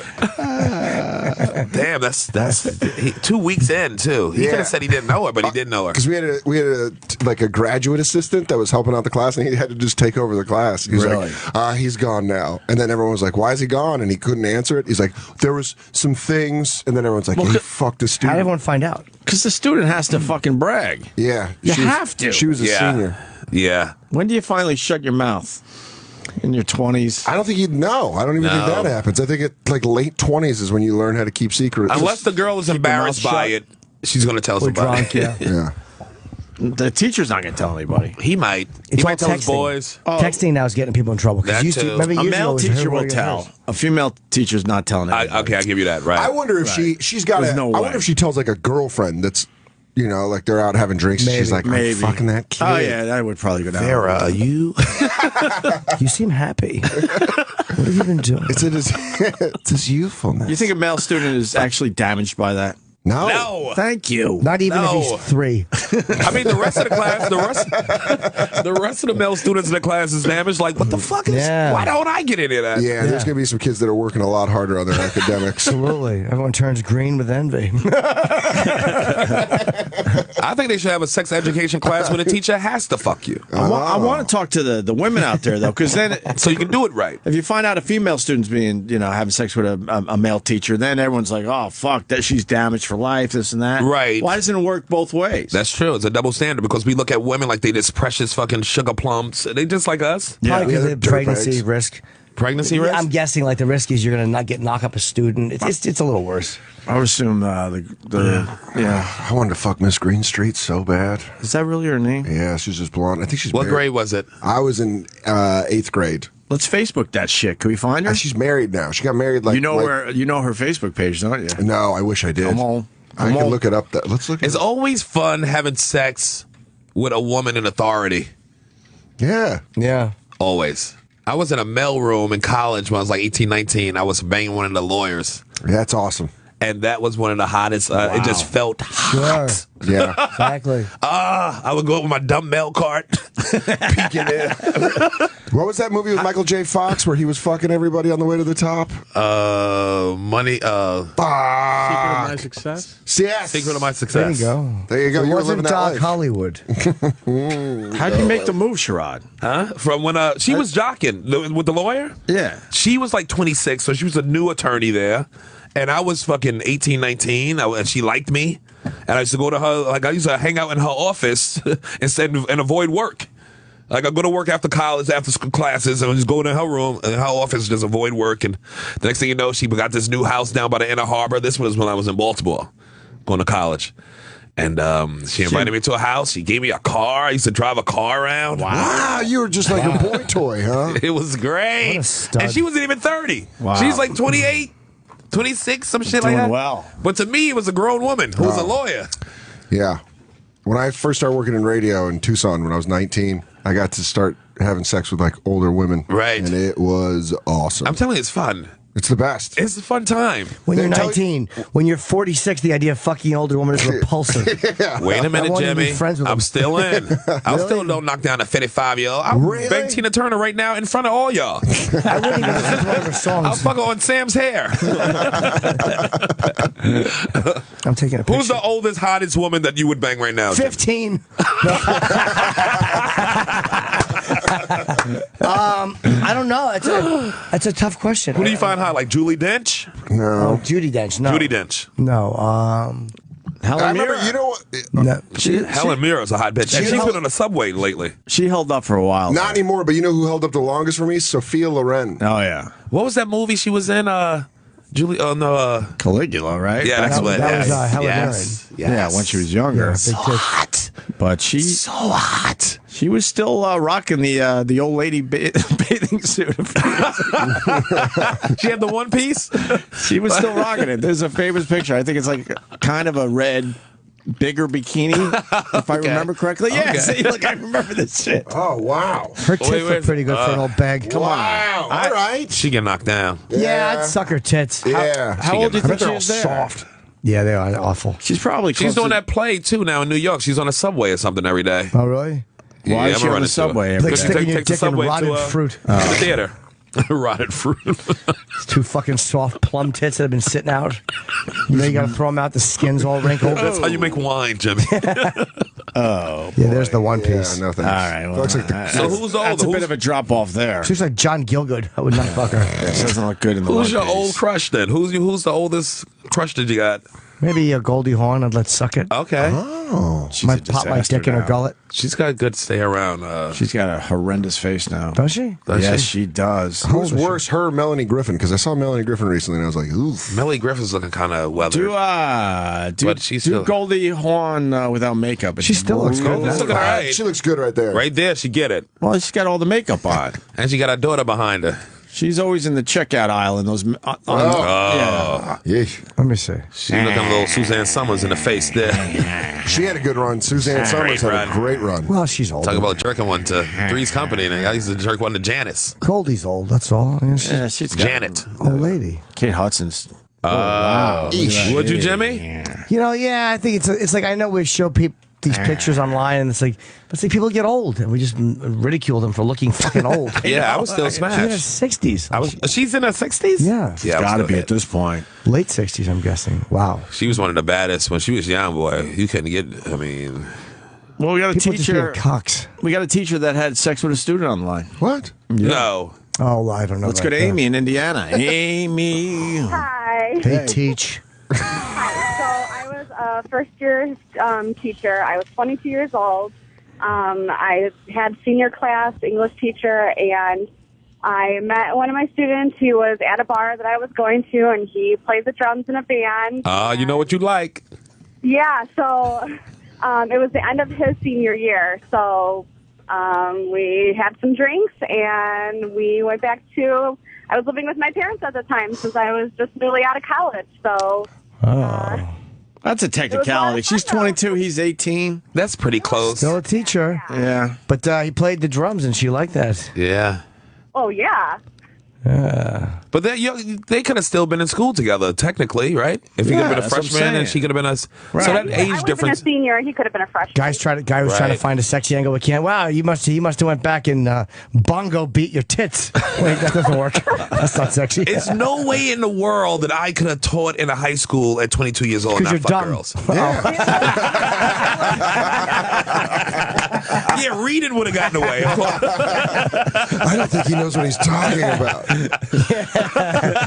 He said, check out this shit here. That's not how a teacher should sound. How long did it last, Amy? Oh, that night, just one night. No, one night. Did you see him at school look at after you. that? I don't even remember his name. That was like 10 years ago. Oh, I missed the old you when you just fuck with no names. Did he wear a condom? Yes. Boo. Yes. Thanks for wrecking the story. Was he gumdrops? Was he officially still in school, or Responsibility books, man. did he graduate? Yeah. Oh, so it was, you were good. And you didn't see him in the school after your bang? No, yeah, we did. I still taught him. I mean, it was whatever. He would. And you would say, hey, what I think your name is Kevin. He was still in school. How did he not try to sneak in and get a little more? I would have snuck in and got a little more. I'm sure he wanted more, but she probably broke it off. Yeah, did you have to... No, it was just a lot of flirting. It wasn't anything. It was just that one night I hung out at that bar and he was there. And Do you think he told his friends? Do you think he told his friends that y'all had sex? Oh, I'm sure he did. Yeah. Yeah. Yeah. Did you notice the other like some of his friends looking at you differently? Oh yeah, I mean these seniors all were like 6 foot tall. I'm like 5'2". They all look like grown adults. And I saw a lot of them outside since a lot of them were in bands. And if you're over 18, you can go to the bars and play. So yeah, I mean it was just innocent flirting. Nice. I need that kind of teacher in my life. Yeah, It exactly. was a good time. It was a lot of fun. So I mean, I love her carefree. This is good for you. What do you do now, Amy? I don't teach. Okay. Do you still fuck children? Exactly. They're over 18. What do you do now? Well, I book flights to Taiwan.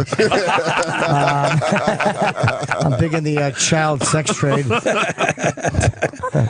All right, Amy, thank you. Thank you, guys. Love you. Bye. That was excellent. From Indiana. With that, we're going to take a break. We got Sherrod Small. Yes. He doesn't know what the fuck he's promoting. I'm doing everything. Oh, yeah, I'm hosting Red Eye on Thursday. I thought that's what you wanted to promote. Yes. Jimmy's doing it tonight. Yes, sir. Right. I'm doing it Thursday. Hopefully, me and Jimmy get our own show on Fox. That'd be nice. We step away from everybody. That's right. It could be, we could call it Getting Along, and you show a black hand and a white hand shaking in the photo. Yes. Getting Along. We'll get models because my hands are not the... No, Yeah, but that's okay. It's all that matters. My hands are not great either. No, I have great hands. I just wanted you to look at them. I did. And the podcast, Yes. Race Wars? Race Wars, that's right. We got a new episode every Thursday on SoundCloud and iTunes. You should do Parmalive commercials. Dan's coming on soon. I got something. I've never been on. I never worked a hard day in my life. When are you coming on? Oh, you guys, I don't know. It's up to you. You got to invite the people. I told Jimmy. You can't have people just show No, up. I have a booker. Emily will call you. All right. It hasn't called me. And we put it on this channel every once in a while. So Yes. Yes. Getting very good reviews. Thank People you. seem to like Race Wars on this channel. And Dan Soder is going to be at Helium in Philly. Yeah, this Thursday through Sunday. Perfect. Is that it? I have April 30th through May 2nd, Rochester at the Comedy Club. And I'm doing Denver Comedy Works April 2nd, 3rd, and 4th. And this Friday, I don't even know if there's tickets available. I'm going to Florida with Artie Lang and Bobby Kelly. Oh, nice. And for Cowhead Show. Make sure you take your own food because they won't share. No, I know you're right. It's nice to be the in-shape, handsome stud on a show. I didn't even realize that. Yeah, you're the beefcake. Yeah. Well, here he comes, Eye Candy Norton. You know what, dude? So yeah, the three of us this Friday. Beautiful. All right. When we come back, we might talk meatballs. Right? I heard the interview. I meant to commend D-Rock. Really? Great job. We might talk meatballs after the break. We got to figure it out. But first, this. And now, Opie and Jim are back.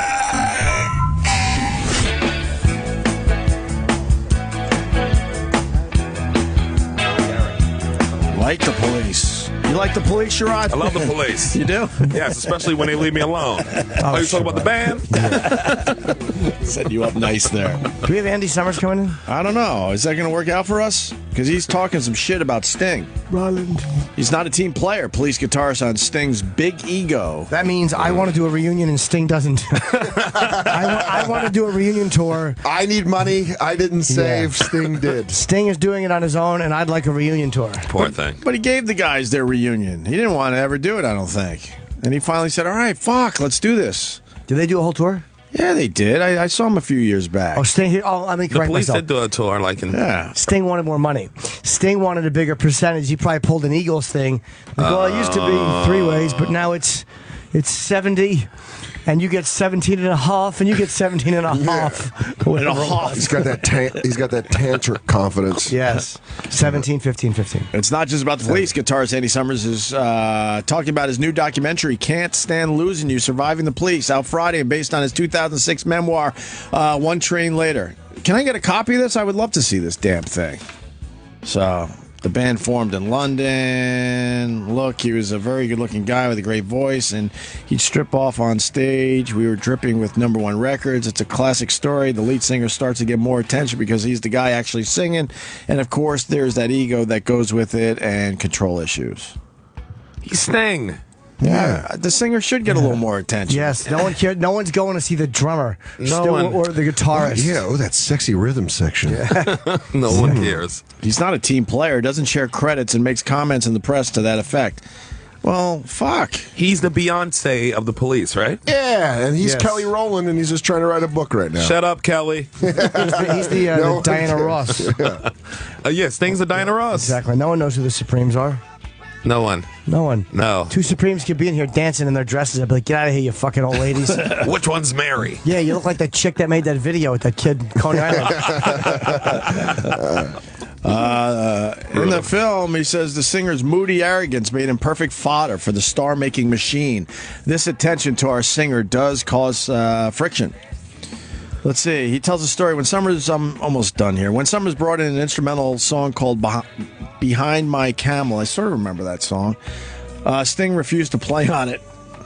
Summers wound up recording it with drummer Stuart Copeland, playing both bass and guitar himself. At one point, Sting, half joking, half serious, hid the tapes of the song in the gardens at the back of the studio. All right, it's a shitty song. Yeah, Wait, Sting didn't want to do an instrumental? Gee, what a shock. It sounds like a lot about nothing. Find Behind My Camel. I vaguely remember Behind this My dumb Camel. song. Summers found... Don't you go somewhere Muslim with that. Don't you do it. No, I was thinking of water, actually. Okay. Oh, he won a Grammy for the song. I should shut my mouth. For did Best he? Rock Instrumental Performance. Oh, rock instrumental, exactly. As Summers recalls in the doc, by 1981, the fragile democracy has become a dictatorship, and Sting's agenda, although veiled, is obvious. He does not want to be in a band. There, and he went on to have a great solo career. Yeah, so... I like the Police more than Sting's solo stuff, but can't deny he was very successful with it. Is this Behind My Camel? Yeah, I remember this shit. Sounds like a 80s Coke nightmare.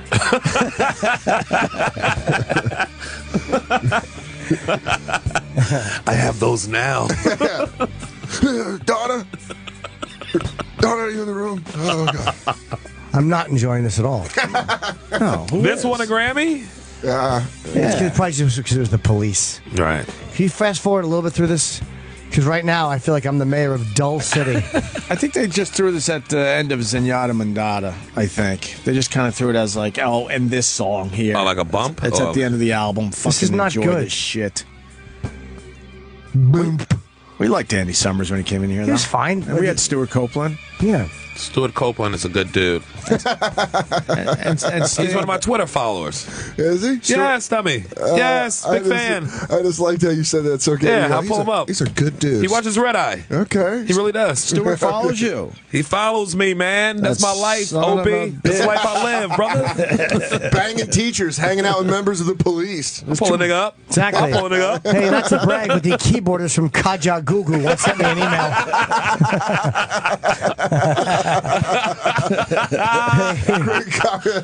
Oh my God, are you kidding me? You know the old tour manager from Musical Youth is a big fan of mine. You know, the girl who did the Running Man for Arrested Development. She's That's a really. Stuart Copeland's more famous than they are, but yes. Yeah, but Sting is an asshole. I would. I Definitely wouldn't want say no that. other Sting walking the earth. I want him to be kind of asshole and arrogant and Sting like. He's Sting and he fucks for hours. I'd be a dick too. Yeah. And look, those His guys. name is Sting. They haven't been able to do anything without him. Yeah. What have they done solo, guys? I think maybe they went into Sting seems like he comes off to me movie songs. Maybe I'm thinking like he has sex with girls like Mista from Color Purple. Just sneezes right in the face as he's having sex with them. I don't remember that. Did he? Ah, so great. He sneezed in her face. Sneezed right in Whoopi's face as he's busting.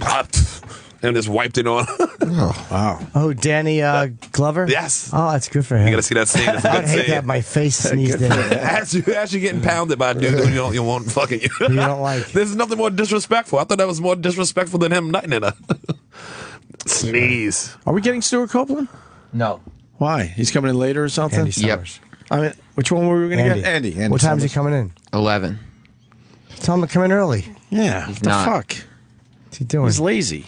Exactly. Probably doing other stuff. No, Sting he's would not. come in early. Sting. That's why Sting didn't like him. And he Sting knows lasts how to for promote. hours. And he would last for hours. You're right. I'm just thinking You of just all keep the going and bringing classic- up new topics and changing topics. Yeah. And then just keep going deeper into another topic. How old is Sting now? He's got to be 75, right? No. He was just on Broadway. I would say 60, though.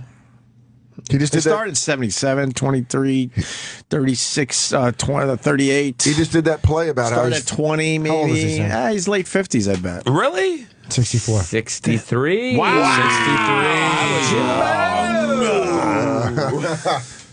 Jimbo. He looks great. 64 is close. Jimmy's very Look at his proud. face. Look at Jimmy's face. So happy. Super proud. That's I almost guessed the age face. Well, what about the Biebs? The roast is over. Yes. Anybody we know do the roast? Hannibal. Hannibal did it. I heard Hannibal Pete Davidson Pete did it? Davidson did it. Natasha Leggero. I know Kurt wrote a couple jokes. I mean, yeah, if Jesse they were Joyce smart. obviously wrote. Jesse Kevin wrote, hosted yes. Kevin Hart hosted. And Snoop did it. Chris D'Elia. Shaq. Yes. Luda. Shaq. Who? Ludacris. Ludacris, that's right. And Martha Stewart. Martha Stewart was there. That's right. Yeah, she was sitting Why? right next to him. For what reason? Maybe they know each other. I don't It's know. obviously the hair joke, but I mean, maybe they know each other. They probably wanted Martha Stewart to do like mom jokes. We got Jesse Joyce coming in Thursday to talk about it. The roast. Yes. I heard it went well. And he heard it went well. apologized or something. This is probably going to help his image. It's a real PR move by him. It's smart. Yeah, I mean that's it's why brilliant. he's doing it. Let Yeah. everyone beat Because the shit out of you, and then you turn it around. Right. The comic's going to say worse things that the media can say. Right. Who was someone that's on the roast was retweeting all of the Bieber fans that were tweeting at them like, leave Selena Gomez alone. Chris D'Elia was doing that. He was retweeting all these psychotic Bieber fans that were like, do not talk about Selena. They talk This about is it. a threat. Oh, yeah. Do not talk about her. And That's you're going to be like, great. Oh, fuck. That's going to be great. When is it going to be on? I think the 30th. Yeah, March 30th? Yeah. Oh, it's coming up soon. Good. Yeah. Nice. All right. I heard good things. I heard it was a lot of lesbian jokes, too. He said something like, I've read a few really funny lines. yeah. Hannibal Buress had some Oh, and really of course, funny Jeff jokes Ross. that I read. Yeah, Jeff Ross was there, obviously. He's great. We lost Gene, the dancing machine. Yes. I thought he died years ago. Yeah. From the Gong Show for the older. For Oh, the yeah, I remember the the older Gong. He was a folk out janitor. there He was a union janitor. before they discovered him. While he was doing that. Wow. That was what he did. Really? Chuck saw him dancing, Chuck Barris, I think, alone. And I guess on a break or something. And then brought him out. We just come out and dance. Yeah. And then everyone would get up and dance. What a terrible 70s show. Say William Stevenson. Yeah. Not with all that joy in them. Yeah, exactly. Look at the dumbness. Look at the. Is that John Denver? Yeah. Wow, he's still wearing Too bad Gene didn't teach me to fly a plane. John, the non-flying machine. Chuck Barris is dancing. What idiocy this show was. It was great. Chuck's just dancing. Oh, it's just It terrible. was just complete nonsense. Yeah, Nonsense. really, it's Drunken uncomfortable, not nonsense. fun. This is what happens when when TV had no standards. That's not John Denver. And they by the all way. drunk. Oh, That was was, it? it wasn't- No, oh, John no, that Denver's was what's his the one. face? The drunk dude who's the writer. Who was, No, I know who that is. That's a different guy. Yeah, it's what's his name? I know who you mean. What is his name? Talking Richard Yeah, I used to see him in Dawson. the city too. No, not Richard Dawson. Can we look under there and see who that is? He was a drinker, that guy, but he wrote. So he's a musician or some shit. There you go. Who was the guy with the glasses? We just dated ourselves. That's back when you could drink on television, by the way. And smoke cigarettes. Smoke. Everybody was hammered on that show. Everybody's Laugh. fucked up on that show. There'd be a bunch of rich white celebrities in tuxedos and laugh at the black janitor dancing. Well, that's the same. That's how I describe this show. And Chuck Barris was dancing. It was such an awful segment. Did nothing for the show. It was terrible filler. It was awful. That's how he ended it. Every Oh, show that was ended, the end? All right. Pretty much, yeah. They would bring him out. When they're all drunk. It would be time for Gene the Dancing Machine. Yeah, it was the fun What, part. what year was this show on? I don't even want to ask. That was 73? 73? 74. Something like that. What is it? Well, I obviously saw No, the it ran reruns. 76 to 78, I believe, Okay, if I okay, remember maybe you're correctly. right. That's it? Yeah. No. 89. 76 to 89. Oh, wow, why did I think 2 years? Wow. Yeah. 89. Did Chuck host the whole time? What channel was it on? 89 it was on? It was on when the Cosby Show was on. I doubt that. Oh, fuck. Maybe they just brought it back. No, Chuck Barris was the host 76 to 80. Okay. And then it went away for a while. Oh, that's what it is. Then you had Gary Owens. He hosted for a while. Oh, yeah. Oh, Gary remember that Owens, dude? that's recently. He's a white comedian, right? No, No, not that dude. Oh, different Gary Owens? Yeah, the old dude. I wasn't even thinking about that one. That's Yeah. right. The famous radio guy. Right. He died recently. Oh, I'm thinking the Gary comedian. Owens Okay. died recently. He was on Laughing, too. Yes, he Right. was. Okay. Good call, E-Rock. Right. Oh, yes, Meatballs fed you that information, didn't they? Someone's got the. You want to do some meatballs? Yeah, that was a good interview. E-Rock, you want to I heard explain parts the of it. meatballs? Meatballs was the stunt boy for the Todd Show who was fired back in December. Okay. Without giving real reason or cause for why he was being fired. Now, what's the Todd Show? Oh. It's a laugh right. Is something that white people swear by? On. Is it The Wire or something? What's going on? Oh, no. Yes, it is. Yeah. Yes, but Todd should be buying a pack of Newports in a deli. A young boy. Yes. I wish Kennard was a big fan of his show. Well, it was Scott and Todd. You know that. Oh, yes. And then they pushed Scott out the door. Oh, really? Because Todd was ready to take over. White people. Change and radio. He was going to change radio. He had this dramatic. Do we play the? Well, it really is inspiring. I think we might have to for Sherrod Small. When Todd came back with his own show, this was what he played to rally up the troops. It was really good. It's not at all douchey. It's one of our favorite things that we like playing. If you don't want to run through a wall after you hear this, then you're broken. So it's really good. It gets you going. It's like the speech from Rudy. Yes. Yes. It's very similar. I would if you mix that with Gene Hackman from Hoosiers, okay, and tossed in a little Al Pacino from Any Given Sunday, and something from We Are Marshall. I was more inspired by the fucking Brando speech in Apocalypse Now about you're an errand boy. These men certainly send you a pile of a little inoculated arms. If I had one division of men like that, our troubles here would be over very quickly. When he was recording it, just smelled of malaria in the room. Oh yeah, he's reading a book called The Golden Bough. They teach young men to drop fire on people, but they will not allow them to write fuck on their airplanes because it's obscene. A guy with a hatchet. Hello. There's a man with a sword attacking my bald head. I love that. But there's truth in that, too. You can't write fuck on your plane because it's obscene. It's great. So this was fuck. This was going to be Todd's mission statement, Sherrod. He finally gets to take over the big show. Okay. They thought Scott was done. It was time to push him out. They wrote him off. Yeah, well, that didn't. Well, we'll explain what happened after the write-off because that part of the story is terrific as well. But finally, Todd has the show to himself, and he decides, I got to put this together as my mission statement. This is what I'm going to accomplish with the new show. Give me the chills right here. To rise from the ashes and grab glory. We are New York! We are New Jersey! We are Long Island! Oh my God. We are you. Terrible. Turn off your Spotify, shut down your Pandora, and you can't be serious, XM. New York's hometown radio station is back. It's time to show them how it's done. Man. Wow. Wow. I love the fact that there's only 3 people at every location. New York. Yeah. New York. We got to dub her again. He can only muster up 3 people for the big moment. New York. He should have got the same people that did The Wall, with Pink Floyd, with We Don't Need. That was a group. What's the battle tested microphones? Exactly. Microphones that have still worked after all the unfunny things being said into them. Microphones have fought the battle of not leaving. They've tried to quit and protest. Equipment they haven't updated in 15 years. Yes, these fart-soaked chairs. Oh, so what happened? Was it a success? Well, look, in all fairness, that was a year ago. So, you got to give a new show some time to kind of, make it their own and develop. So it ain't. So a year later, E-Rock, where are we at with Todd's new show? Well, a year later, they forced a partner on him. They've added more songs per hour, so he talks less.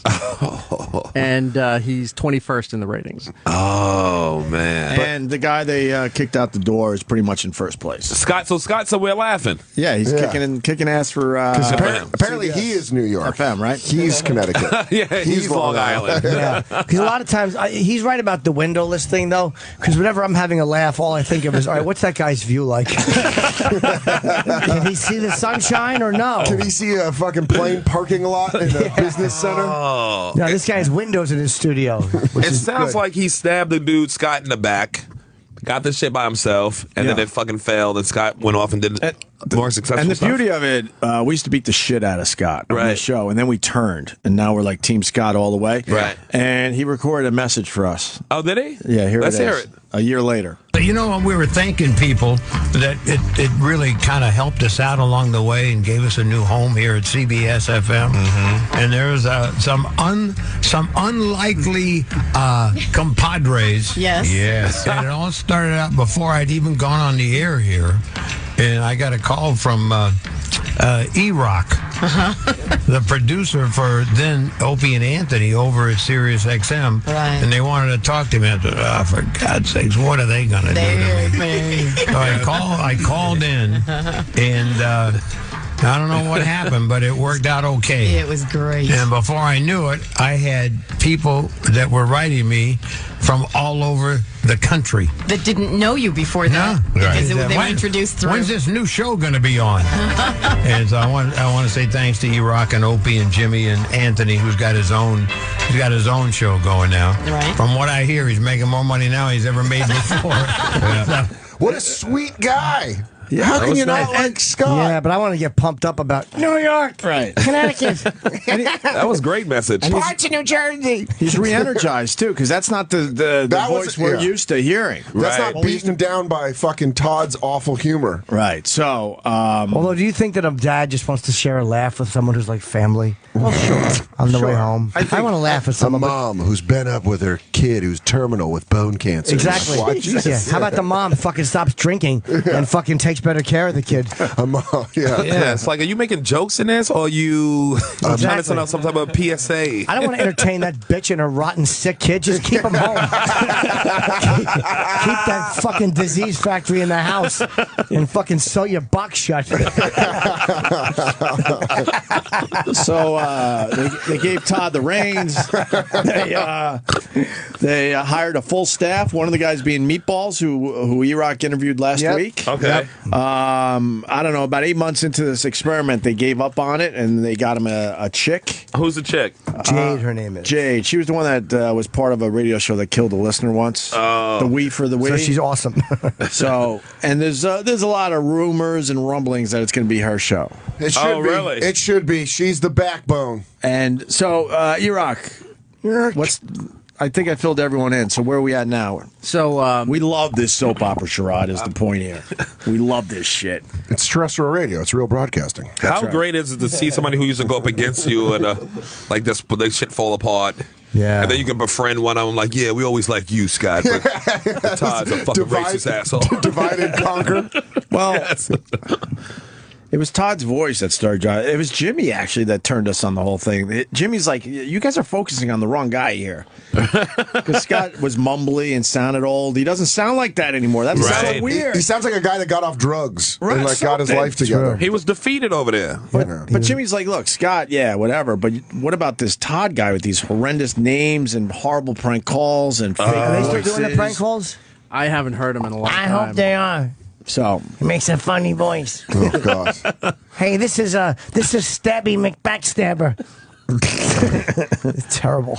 Awful. So one of the guys he hired was Meatballs. He's going to be like one of these stunt boys. Goes on the street and gets a little silly. Okay. He didn't last long, and E-Rock got the exclusive interview how it all went down over there. Yes. Although he was still, So we got some real inside shit coming up. When you said you wanted meatballs in the studio, were you surprised when a guy showed up? A bit, yes. Oh, so y'all got the secret interview from the dude Meatballs. Yes. Explaining what went wrong with why he got fired over there. Yes. So it starts with applying for the boo-boo. What's that mean? He talks about the job posting that was put up for the position that he was applying for, and they said, "Can you bring the boo-boo?" And he had no idea what that meant, and we were trying to figure out what the fuck that meant. Oh, I think I know what that means. It's the wound on Scott's funny bone. It's a boo boo. Woof. Boo boo. Gentlemen, please rest. Boo boo. Luckily, that joke won't bother his boo boo. I mean, you guys are doubling it There up. you go. It's a twofer. I think a boo-boo is what that girl left on Flavor of Love. Yeah. There you go. I want to be part of it. No one's getting out of this. I'd rather be involved. I'm gonna let that one go. See, you're a coward. No, I'm not. I'm just staying into the Open box. sinker. Watching all you guys I swing go with on it. this website, I see that this job is posted, and I distinctly remember the title because it said, "Can you bring home the boo-boo in the #1 market in America?" What is the boo-boo? I don't know, but I said, "Whoa, the boo-boo! I can do the boo-boo because I've done everything else." Yeah, sure. And so I read the art. It was a 2-page long thing, and I was like, you know what? My dream is to do mornings in New York. That's all I've ever wanted to do. Right. Let me give it a go. I applied. Didn't think nothing of it. So you knew what station it was, or it was still no? Okay. No, yeah, it was. Had you known, would you have applied? Yeah, I think I would have because Okay. I didn't know. Again, because I'm not from New York, Right. So I didn't know as much about Scott and Todd or anything. Right. Me, you got to look at it from my perspective. At the time, I was 23, and I was like, "Gosh, this is a #1 market. It's mornings. It's on air. This is great. This is what I want." Absolutely. Okay. Right. So I get a call, and it's the executive producer of the show, known Right. as Monk. And he says, "Hey, we got your resume and your demo, and your demo is really good. We would love for you to come up." I'm like, this is not real.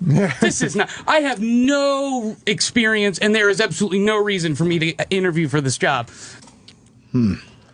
Wow. So That's a start. who hired him? Todd? Or like just some people over there? Sounds like they just have, like it sounds like Scott and Todd have nothing to do with the show, and they just like walk in and. Well, he interviewed with Todd, and he explains that here, his experience interviewing with Todd. So whatever, I come up, and the interview was 20 minutes. So, you think you blow it. Right. I go in, I see Joe for 5 minutes, and then he brings me into Todd's office. Now, at the time, it was still Scott and Todd. So Todd was in the middle, Scott was at the end. So I go, and I was like, well, I guess Scott's, he's Scott. I'm not going to go talk to him. I talked to Todd. 15 minutes, really awkward situation. I mean, just because it was so intimidating. He was like, "Oh, are you okay with doing, going out and getting all the," what did he say? He said, "getting the bacon to be in the #1 market." He kept using these bacon references. I just imagine he's saying that as he's throwing darts at a dartboard with Scott's face on it. Can you bring home the bacon for this #1 market? We're New York. We're also New Jersey. What a We're cheese Long Island. I imagine he has his back to him the entire time, looking out a window. Dramatically Bring home looking out the bacon. window. What an idiot. Welcome to home the the bacon. #1 market. Looking over the city, because he's got a good view there. Yeah. We're not in some coat closet. Can you bring home the pork bellies? Yes. And we're not the annoying Sirius XM where you can say whatever you want. There's some woman with what should have been an aborted fetus, and she's been up all night caring for this lump of shit. She needs to laugh. So go eat her pussy, meatballs. She needs a mouth to come in.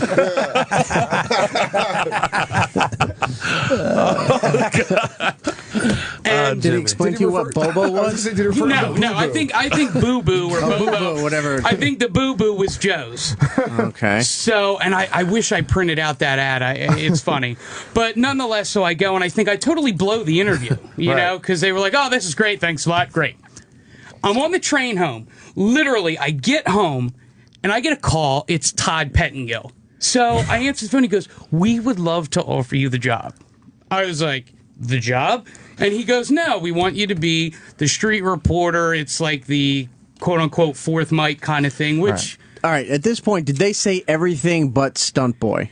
Everything but Stunt Boy, and Okay. no mention of the name. Right. Yeah. Very good, E-Rock. He didn't like the name Meatball. He wanted to use his real name. His real name is Cunt Lips. He's like, "Why can't we use my real name?" Well, regular radio, Man. What a psycho, Todd. That's like a. What an asshole. Well, this is what Todd told the new hires. We heard the big mission statement, so this is what he's telling everyone around him as he's about to start the new show. This is what they pitched to me, and this is verbatim. "We want to change and revolutionize morning radio in the #1 market. This is what it's going to be like. Imagine Saturday Night Live on the radio. We hired you now because..." I don't even like it on TV. Oh, my God. It's Failing Morning Radio with Todd Phillips, musical guest, Meatballs. What a fucking awful thing to say. Imagine Saturday Night Live on the radio. It's so bad. Imagine Three's Company if you're on a bedpan. What? Doesn't mean anything. How terrible is that? Dude, not because you're the most experienced, but because you're great on the air. You have a lot of talent. You know, you sound good. Blah blah. They made me feel wonderful. Right now. So they say it's like Saturday Night Live. Come in every day with some ideas. Come in with some content. Come in with some audio, and it's just going to be an ensemble. And I was like, this is great. Yeah, it sounds like a dream job. Dream. I almost fainted. This is what I've been waiting for. I mean, I'm 23. I went from Philadelphia to New York mornings, and that's how they sold it to us. Right. And I mean, they were like, this is great. So they... Did you find out at some point, was this the same pitch they gave the other people that they hired? Sort of. Okay, because this is the people that they hired. They hired Annie, and she was sort of told that she is that younger female that relates to everybody in the market. The girl man. power. And then Fitz was hired as Kinda like you're the going to real run world. the board, and you're going to do all this stuff, and so we were all basically sold our dream for what we did. Right. I don't know exactly what they were told, so I don't want to Sure, of speculate course. for them, but I do know that what we were pitched when we were all together was this is going to be Saturday Night Live. You all bring in your stuff, and that's what we did at first. Right. And then changed very fast. Damn. Now the next two tracks we don't have to play, Rock. What's the It was what's bait the and switch. What's It the sounded like a- basement thing mean? They just explained where they were until the Todd show showed up. Like nobody at the station knew they were hired. They were stuck at an office down where CBS is on 57th in the basement for almost 2 months, and that some of the current staff would come and visit them for like an hour a couple times a week. So they would just report to this room with no windows. And were there for almost 2 months until Scott found out that he was leaving, and then they were going to debut the show. Yeah, Crimea River. What? And then Todd comes up with meatballs. How did he come up with the name for this kid? What? He thought this would be funny because Rich is kind of fat. So at a dinner where they were welcoming everybody and celebrating that the show's going to start, the program director, Todd, and the executive producer were all laughing when he came back from the bathroom. And then they were trying to pitch it like this big revolutionary thing, saying, you're going to be meatballs and you're going to be this character, and this was nothing what they described when they hired him. Right. Okay. And now we got the staff reactions to Todd's infamous first day intro. The intro we just played. Right. What? You heard that intro. You heard the intro, and he said, "These battle-tested microphones." I wish you could have seen our faces when that was playing, because everyone was so like. Hold on. Let me ask. I know we're jumping the gun here. Yeah, sorry. That morning when he brought that in, because I want to get back into that a little bit later. Okay. That morning when he brought it in, nobody knew about it, right? Not one person. Okay. He brought it in and said, "Play this at the top of the hour, Yes. right after the ID thing, Yes. right?" But nobody else was allowed to see or preview this stuff. It was he would hand it in, play it, and it would go as is. It's just him and Monk. Okay. They knew everything that was. We had no idea. So you're all in studio, right? Mm-hmm. 6 a.m. hits. Mm-hmm. That abomination comes on. Tell me, you're reading the room. What are you seeing? Okay, I am speechless. My mouth is sort of open, and again, I don't want to give the opinion or give off to my new boss that I think this is ridiculous. So I'm it was that uncomfortable feeling. Yeah. Everybody was in the room with the exception of Todd. This is what Todd was doing. Todd was like, he was like into it. He was listening. His eyes were closed. And the rest of us, He's a psychopath. we were sort of just like, just an ass. And what did they do? Because it was, what was it, 2 minutes? Yeah, Something? it was about 2 minutes, yeah. And I mean, my friend texted me who was listening, and he said, "Are you serious? Are you effing serious?" is what he said. And then he blocked you. It was bizarre because, again, it's one of those things where you're conflicted. Do you alienate your new boss and all of your coworkers by saying, "Hey, that was ridiculous"? Or do you kind of just go, all right, sort of like the meatballs thing, I'm grateful. And I always took that approach. Yeah, I mean, it's hard for Mythaballs just to come out and do something that's going to be stupid. For who? Mythaballs. Why'd you call him that? That's his name.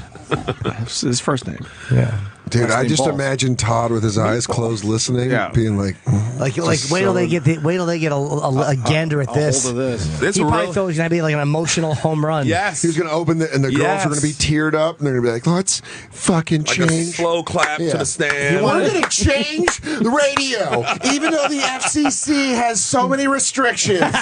Legally, we can't change it. He wanted to surprise them with it. Yeah. Hit him right between the eyes, like, ah? Yeah. The first word should have been, well, that was humiliating. So we're on, God knows for how long. That would have made a fucking radio star. Yeah, because you've If gotten more people to cheer than 4 people. Yeah. New York! Yeah, it's like you were yelling at Progeria kids. And Meatballs. Shameful. He was I want to live to 11. He was in a tough spot. You can't say he's the new guy. You the new dude. You Yeah, can't what say is shit. Metaball's going to do? He can't say anything. Meatballs. I love this guy Scott now, though. We love him. Dude, I'll tell Scott, Team compared Scott. to this dude Todd, Scott is a Biggest turn from heel to babyface in the history of anything. E-Rock saying skip track 7. It's Todd's show. It was just breaking down how at the formula and the talk time. What is that? Real it was fast. beginning when he started out. He would have 4 songs an hour. He was talking a lot more, and then by maybe 60 days, they were up to 6, 7 songs, and then going to 8 songs. All the commercials and production, and he was talking maybe at most 15 minutes an hour. It failed very quickly, Sherrod. So I don't need him. He's about to get fired. The first ratings book came out. What'd it say? Well, he talks about Meatballs talks about our fans. Oh, let's hear it. Let me ask you about the first ratings book that came out then, because we were all over it when that happened. Let me just say this. I know, and for those of you who were wondering, yes, we all knew, and we all got all the messages and pictures, including Todd. We all got them. We all saw them. From the Opie and the Jimmy pictures listeners. and all that. Yeah, all the Opie and Jimmy listeners. We got them all. Don't think we didn't see them. Even though we didn't acknowledge them, we saw them. Right. All of them. So he's talking about the Facebook postings and all that, and the text, with the dick pics, and the photoshops of Scott fucking him in the ass. Oh my God, I love these fans. That's fucking great. I love that Meatballs had to admit this. Yeah. But that really that's the death blow, because he's got to be like, yeah, this is fucking. It wasn't really him. It was all Todd. Nobody cared about Meatballs. It was all Todd. I'm saying that. Meatballs. All of them. How did he react to this? I don't want to speak for Todd, but my impression of how he took this, I think it bothered him.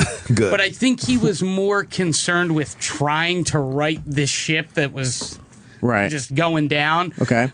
To the point where, I mean, we have a social media director, so he just took Twitter and all that off his phone, and he just didn't look at it. And that's amazing. I will admit this. I would come in and go, oh, did you see this picture? Did you see? Look, I like this. Or I would go, oh, do you remember when I did this? And you put with all the dick pics that, I would say, hey, Todd, look what they did to me. And then I would accidentally flip through and I'd be like, oh, sorry. You know what I mean? So ISIS wearing a Todd shirt. He would see it, and then the Scott thing really bothered him, I think. About the team Scott and, because we took Scott's side when we realized what he was doing. That hurt him because I guess he didn't want to be known. And again, this is my interpretation.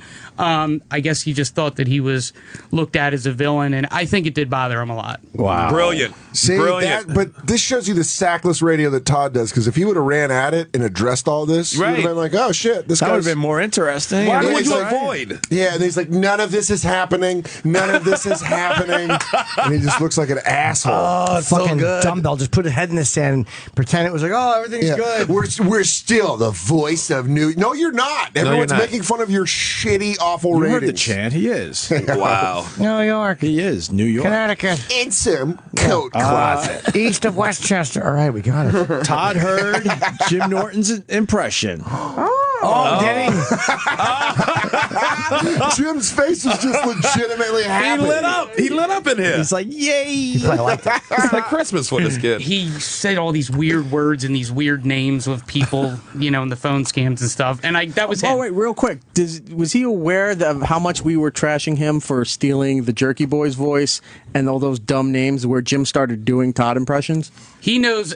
He's heard everything. Oh, good. He's heard everything. And he'll hear this on Monday. Oh,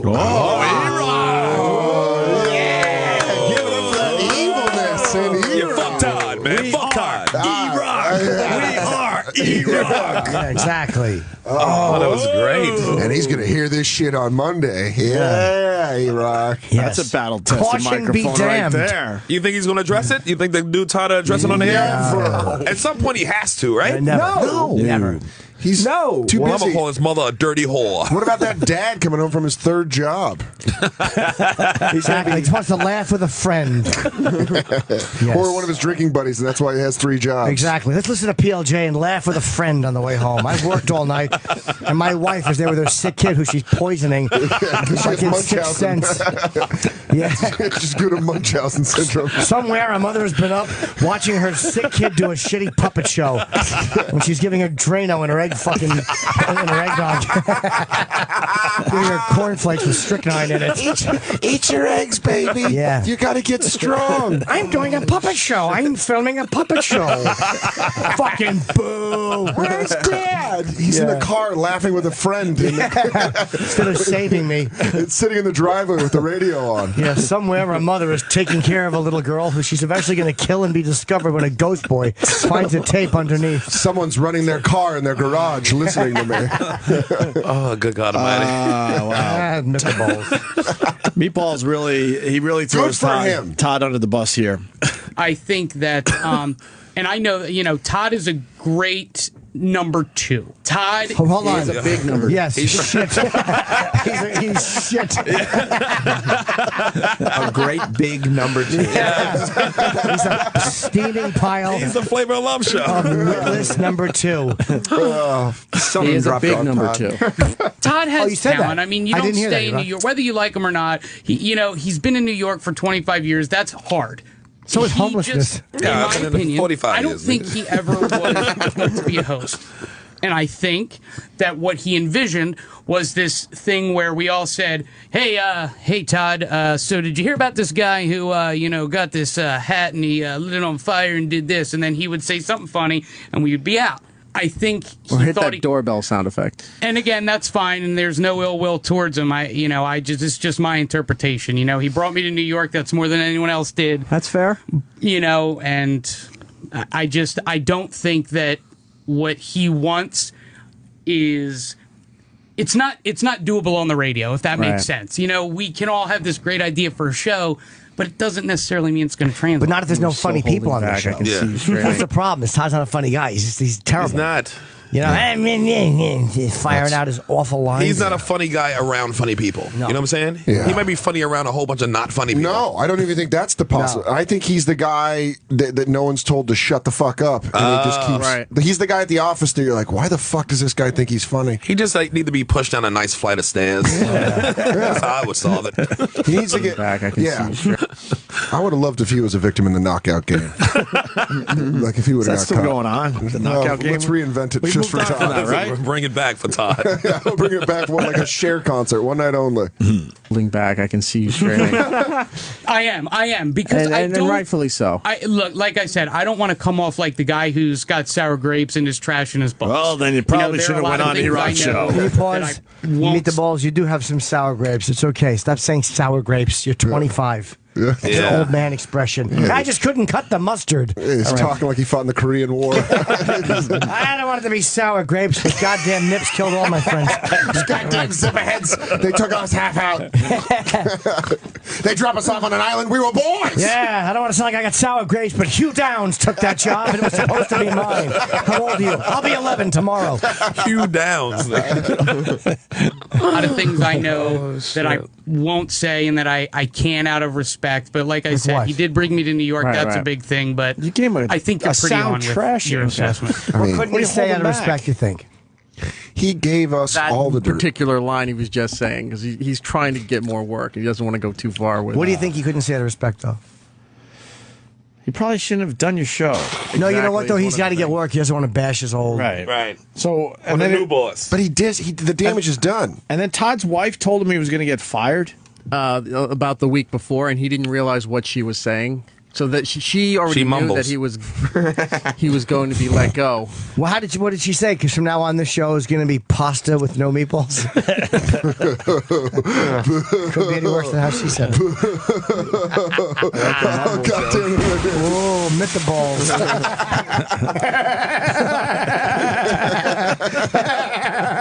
I'm back on board with the fake laugh. Oh man, yeah. How'd she tell him? You can play it if you want. Oh yeah. At Todd's party, at a party. Well, must have been She was drunk. The one thing I will say that hurt me, and I debated talking about this, I'm just going to say it. When I was at his house, about a week before I got fired, we had a pool party. He had a pool party for everyone. He invited me because I guess he had to invite me. And I'll never forget, and this is what sticks in my craw because this is how I know. Tell Nana Meatballs to stop using old lady expressions. Yeah. Holy shit. I tell you what really gets my goat. Who's your friend? The Jewish boy. Just everything he says is old lady out of touch. Chinaman. Yeah. Yeah, this really. It's old turn of the century tongue. He's awful. He stinks. I like Meatballs, but stop using old lady lingo. Stuck in my craw. He's a gumshoe. He didn't like me and wanted me fired. His wife said to me, she said, well, enjoy the barbecue. It's probably the last time you're going to be here before they let you go. Ha ha, just kidding. Oh, what a cunt. Oops. Now, that's called foreshadowing. Well, and you know what? Only I actually left, called my mom and said, dude, this is what just happened to me. You call your My mom mom's like, dude? "Just let it go. Absolutely. I would She's love to know probably why just that playing." happens. Yeah, who are you, fucking one of Bruce Jenner's kids?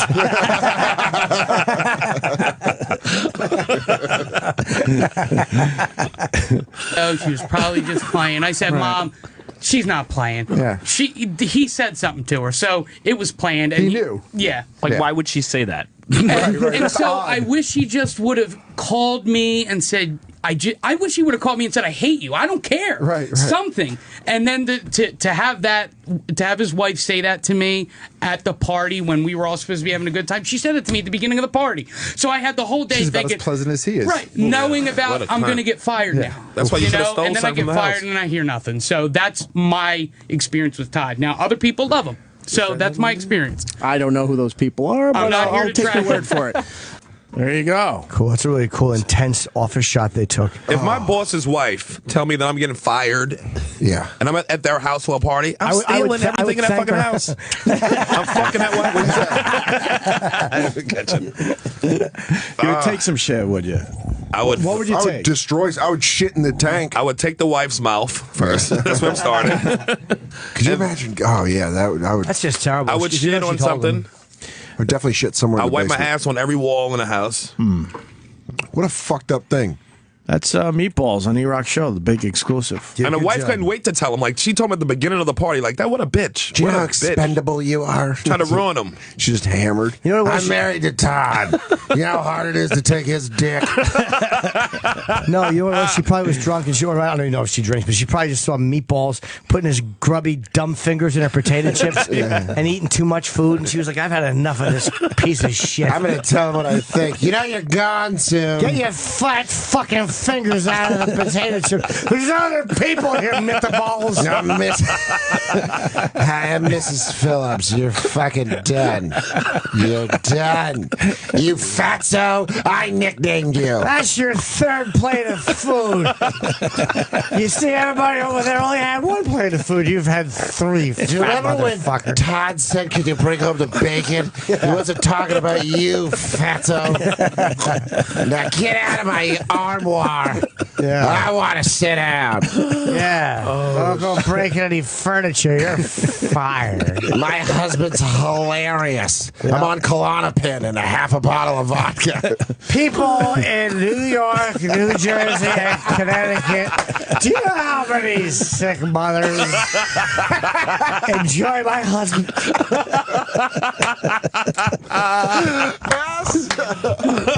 Now, might I say for the record, we have no idea if Todd's wife drinks or does anything. We are don't know. simply She does it. teasing as a I can fictional say character. That's a radio bit. I can vouch for it. I see the bitch. Don't do that. That's right. I know. can vouch. I've never seen her. I know nothing about her. She may be a delight. Fucking idea. I don't know, but I assume that she's that kind of bitch. But that is my funny interpretation of how stupid Meatballs got the news. Meatballs. What is Meatballs doing now, E-Rock? He's looking for his next gig. Well, he's not Give him gonna. a job. You know he came here for that interview, so you to hire him, E-Rock. He's not gonna get it if he's trashing people like that. He wasn't that bad. I don't think he trashed him that bad. Let him run around. Give him a black person job in here. You know what kind of jobs you get out. Absolutely, one you can show up late for. Wow, that's great. Ah, that was great. Now you got me all involved in his drama. It's been a soap opera for a while now, for years. And he's still That's on the the air, update. this dude, right? Yeah, barely. Barely on the air. He's in 21st place. They're paying him way too much money for him to be in 21st place. Oh, I believe it. How much do you think they're paying him a year? 200 million, right? Probably. Just saying. I'm not a good guesser. You're not good at this. Chip, that's a Chip estimate. I would guess at least a couple mil. Yeah. You think a couple mil? At least. Guaranteed. I mean, Been that around forever. That staff photo we have up At right least. now is definitely Very intense. At That's least. a humor bringing staff. It's going to be Jade's show soon, and then we'll continue with this soap opera when it becomes her show. Yeah. Who? Well, I think Jade, man. I think you do Todd and another. Jade. It's called Todd and Jade now. Okay. They blew up the Todd show. And which one's Jade in this picture? She's not there. She's not there. They wiped out most of those people. They that you're started seeing the that- Jade show in the January when they came back from break. Right. It was a cleansing of the palate. Oh. The girl in the fucking the girl is cute. And in the she's pink. not happy about it. Yeah. I mean, he's not happy about it. You can tell. Yeah. He sees the writing on the wall. It wasn't his decision. That's why he didn't like it. Oh no, we got to get you a partner because you're Malaysia airlining in the ratings. Disappearing? Yep, you're disappearing. Your battery, your locator battery was never charged. Never charged. Yep, we got to do something. And that's him in the white shirt right there, the button down. Hell yeah, all intense. Yeah. Just Ready to leaning. go. He's got a leather. Yeah, he's His feet are in comfortable jumping jack position. He looked like He's he's got- a Law and Order cop. Yeah. guy. Little The frosted guy hair. by the window is going to jump. Well, guess which one is Meatballs? To the left over there? All the way to the left. Yeah. The one leaning looks They a could've little called like a young Patton Oswalt. Meatballs, a snot, anything from Revenge of the Nerds. Right. All right, changing gears. Mugger. This guy's been calling all morning. Eric in Colorado. Go ahead, Eric. Oh no, it's not fucking Eric Klebold, is it? Yeah, Eric Harris. Harris and Dylan Klebold. God damn the thought of me.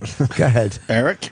Hey, Jay, I'm just calling to let Jimmy know that Craig Shoemaker was on John Fugelsang's new show on XM Insight 121 on the Friday afternoon show, and he was promoting his new book, and he was asked why he doesn't do stand-up comedy anymore, and he said it's because Jim Norton was making fun of his Love Master bit back in '06, and he said that's what did it. And he said he walked into a club where Jim was headlining, he was going to kick his ass, and he turned around and said, "No, you know what? I'm done." And so you guys might want to pull those clips. It was very interesting. I think I Can we have find no this? memory of that. I don't think I even made fun better. of Craig Shoemaker's bit on stage. Craig Shoemaker's bit. Yeah, he's the one, the Love Master and all of that. But the Love Master, I didn't like that bit, but it was a successful bit for the guy. Oh, it was, I know, but I just thought it was fascinating that he clearly cited Jim Norton. I have no memory of that. Do we do it on the radio or in a club? I believe on the radio, Jimmy. You ended Shoemaker's career, That's not you true. selfish, Death Blow. selfish man. Death Blow by Jim Norton. You guys can pull the clips. It's right on It comes right up, Jimmy. But you say in a comedy club like that, he walked into a comedy club? There's a bit called Opie and Anthony bashing Craig Shoemaker. I don't remember it, to be honest with you. But From it's 2006. That's how many lives you destroyed. Wow. You don't remember? But why would that end his stand-up? Why not just say fuck Jim Norton and do your stand-up? Because it's not as easy as you think, Jimmy, to say fuck you. You're so lovable. I know that, but that was a fucking that was a huge bit. How do we That was get? a We huge couldn't. bit. That bit. Look, it's got 6,000 views on YouTube. We didn't do anything to his career. How do we get You the... attacking it had 6,001 views. And someone attacking, I don't know. That We got to seems get like, the clips of him talking about that. Yes. Yeah. I mean, it's going to take How time. do we do that? Can we get it tomorrow? Yeah, maybe. We'll try to get it for tomorrow. This was last Friday, he said. All right. Well, and it replayed all weekend. Sirius XM 121 Insight. Tell me everything. who does that show? you're the career John killer. Fugelsang. Is he cool? Yeah, he actually called me in. I like John a lot. All John's right, so great guy. then he'll give us the clips. It'll be good promo for his show. Oh. We'll have it tomorrow. You guys check that out. You guys have a good one. Thank you. It's weird that stayed with him like that, though. No, I would understand that if a comedian mocked me or whatever, I'd be fucking mad about it. No, but I mean, don't y'all know each other? Do you know this dude? No, I might have met him, but we're not friends. Okay. We don't know. I wouldn't do it if we were friends. The Love Master was a big bit for him. Yeah. Yeah, and you guys destroyed it. You guys- That's yeah, December. We were back on the air for about 2 years when that happened. I don't remember the bit at all. I believe it, but I don't remember it. I kind of remember. Well, hey, went it down that happens. road. Yeah, you gave him the bane. You broke his back. Wow. Let's hear him. Did I say anything bad about his bit? I guess I did. It's a You long. ended his career, dude. It's a long bit. And If you get- slept like a baby. How about we do this? We'll take a break. Maybe you could time code a couple spots where Jimmy's saying some shit. Yeah. And we'll play it after the break, all right? Yeah. Sherrod Small is going to be hosting Red Eye this Thursday. Jim Norton's going to be hosting Red Eye tonight. You taking it over? Jim Norton's going to be in Rochester in April. That's right. April 30th to May 2nd. That's right. Get All your tickets typed now. That's Brother Weeze's club, right? So you Yes. should be good? All right, yeah, you'll be on Weeze and all that. It's going to sell out is what I'm trying to say here. So It always get has, Get yeah. your tickets early. Denver Comedy Works, April 2, 3, 4. It was a last-minute booking. I'm returning to Denver. That's a good room. Yeah, it's great. Yeah. And Dan Soder is going to be at Helium in Philly. Great you club. go. Yeah, Philly, Thursday through Sunday. Got some extras laying around? I might need a few. Yeah, let me know. Just a few. I guarantee I have extras. Really? Yeah, well, no. Oh, but- come on. Yes, No, I he do. guarantees it. Yeah, you're talking. I'm on the fucking. I apologize to waitresses across this country doing comedy. Don't worry, they'll be half staffed that weekend. Sherrod's nailing it. What's wrong with these people? Go see Dan Soder in Philly at Helium Yes. Thursday through Sunday. Yeah. I'll put the word out. We're back with Opie and Jim. I think the Craig Shoemaker clips will have to wait till tomorrow. I want to know what That's I all said right. about him. It's 10:15 already. Well, he just texted me and he said some real graphic stuff. Can we hear a minute of it? I have no memory of this. Yeah, we can play some of Just this. a minute. It's a 22-minute bit, so it probably wasn't very kind. Shoemaker's great. Is he? I mean, great. I like him. Okay. Oh, so you still got beef with him, huh, Jimmy? No, I never had beef. You could have co-signed me saying he was great, though. You could have co-signed it. Well, that would be fake. 'Cause I really don't know what he's doing. That would be. Oh. But I feel. But now I can feel kind of bad. Kind of bad? Not that bad, though. You ruined a man's life. Well, I don't believe that. If I said something about, if someone bashed me, yeah, it would hurt my feelings. I wouldn't like it. Right. Especially another comedian. But it would, if it made me question what I'm doing, and I can realize, like, wow, I don't want to do this anymore, then maybe I didn't like the bit to begin with, or maybe there was something bothering me to begin with. Or maybe nobody's been as cruel to you as you were to I Craig. thought I was cruel to him. I mean, he quit comedy. I don't believe I got someone to quit comedy. He's No. making a shitload of money, dude. No, Jimmy, you're an angry, sober dude. Maybe The I'm more right. sober you get, the angrier you get. Oh, you're right. Let's hear him another. I feel You don't terrible. understand the power your words have. I don't think so. I do. They influence people. And they don't. Let's hear this. He's an actual shoemaker now. Oh, my This is God. 9 years ago, or 8 years ago. Yeah. Have you heard of this bit? I'm gonna guess this is my bit about Right. Islam. No. Is it Jimmy doing his and is that it? No. No, I think this is. Oh, I know what it is. I got it. Yeah. Fungus. No. Gotta be. The winner is Franke. It No. has to be. No. Aha. When I hold the mic by my asshole and fart and shit. Come on. How could that not be? It would be. What's wrong, Jim? Do you hear yourself, you animal? You fucking animal. You're just revving up, ready to destroy someone's career. This is the sound of you stretching before you break a man's neck. I don't know how the bit was introduced. I don't even know though. how the. I don't know. This is- I it don't won an understand the award. setup or anything. It won a comedy award. Oh, The okay. bit won a comedy award. Yeah, comedy award. Seems like. You guys were going to listen to it to decide whether it was worthy of that comedy Okay. award. Oh, that's what we're guessing what the bit was. Yeah. Okay. So why don't we fast forward to the meat and potatoes? I haven't heard any of It it. sounded like a real mean Jimmy back then, don't it? I keep Oh, yeah. You know what is it? It would be Craig Shoemaker and his Love Master bit. Oh, I'm happy for him. Okay, all right. Stop Are it there. you? And Jimmy's a good guy. I don't know what his beef is. I think Jimmy's a good dude. There you go. He put him over. Seems sweet. There you go, Jimmy being a nice boy. Cool. It is. It just works Obviously, a misunderstanding. out. Complete misunderstanding. Boy, why is there 23 minutes left in this bit? We might have switched up a little. I don't know. I don't know. This can't go bad. I just This see cannot go bad. I just see a good little boy. I see a guy supporting another guy in the same field. Bad already. Maybe just No. These comics got to have each other's backs, right? Oh, you got to understand, it's a union. Yeah. maybe just said it over and over again for the next 23 minutes. Yeah. Let's hear the rest first. Just a minute. Not the rest of it. But just a minute. All right. I'm You're happy cringing. for him. Yes. Are you? Okay, what was that sound? You said I'm happy for him, and it sounded like somebody was throwing a CD. Oh, that I don't know. It slipped out of his hands. Yeah, Sam. that's clear. I think possible? Sam's reinterpreting history. Well, shit. This is like when I heard what's his name, Robert Durst farting in the bathroom. It's all these little sound cues do mean things. Murder, usually murder. Yeah, like the murder of a career. Yes, master bit. Oh, I'm happy for him. Are you about shitting me? Well, I don't think I've ever heard it. I've heard of it. He's a bit he's been doing it for years. What is it? I've heard it's his staple bit. It's like Bob Nelson's football player bit, but not that as famous. Yeah. Or as funny. Well, do we have any Craig's bit? I've heard it. Bill's got some. Let's hear some. The love man. Oh, the Sherrod's face. Sherrod's face just like he got unpleasantly woken up. Jim was right to do what he did. Was that a song? Oh, I'm a Norton Jimmy hasn't done sympathizer. anything. But what was that song? What was that? I don't know. I don't remember. That's not the bit, right? It's wrong. Down the streets. Sherrod, we're finding stuff out, man. I literally I don't. hear white rap. I have no memory of this. I don't know what that is. Well, if this is the bit, you were right. Why? I have a Let it feeling I develop wasn't. a little Okay, bit. let's hear it. You're right. Fuck. You're right, Ope. Let me hear it. Popular routine or joke?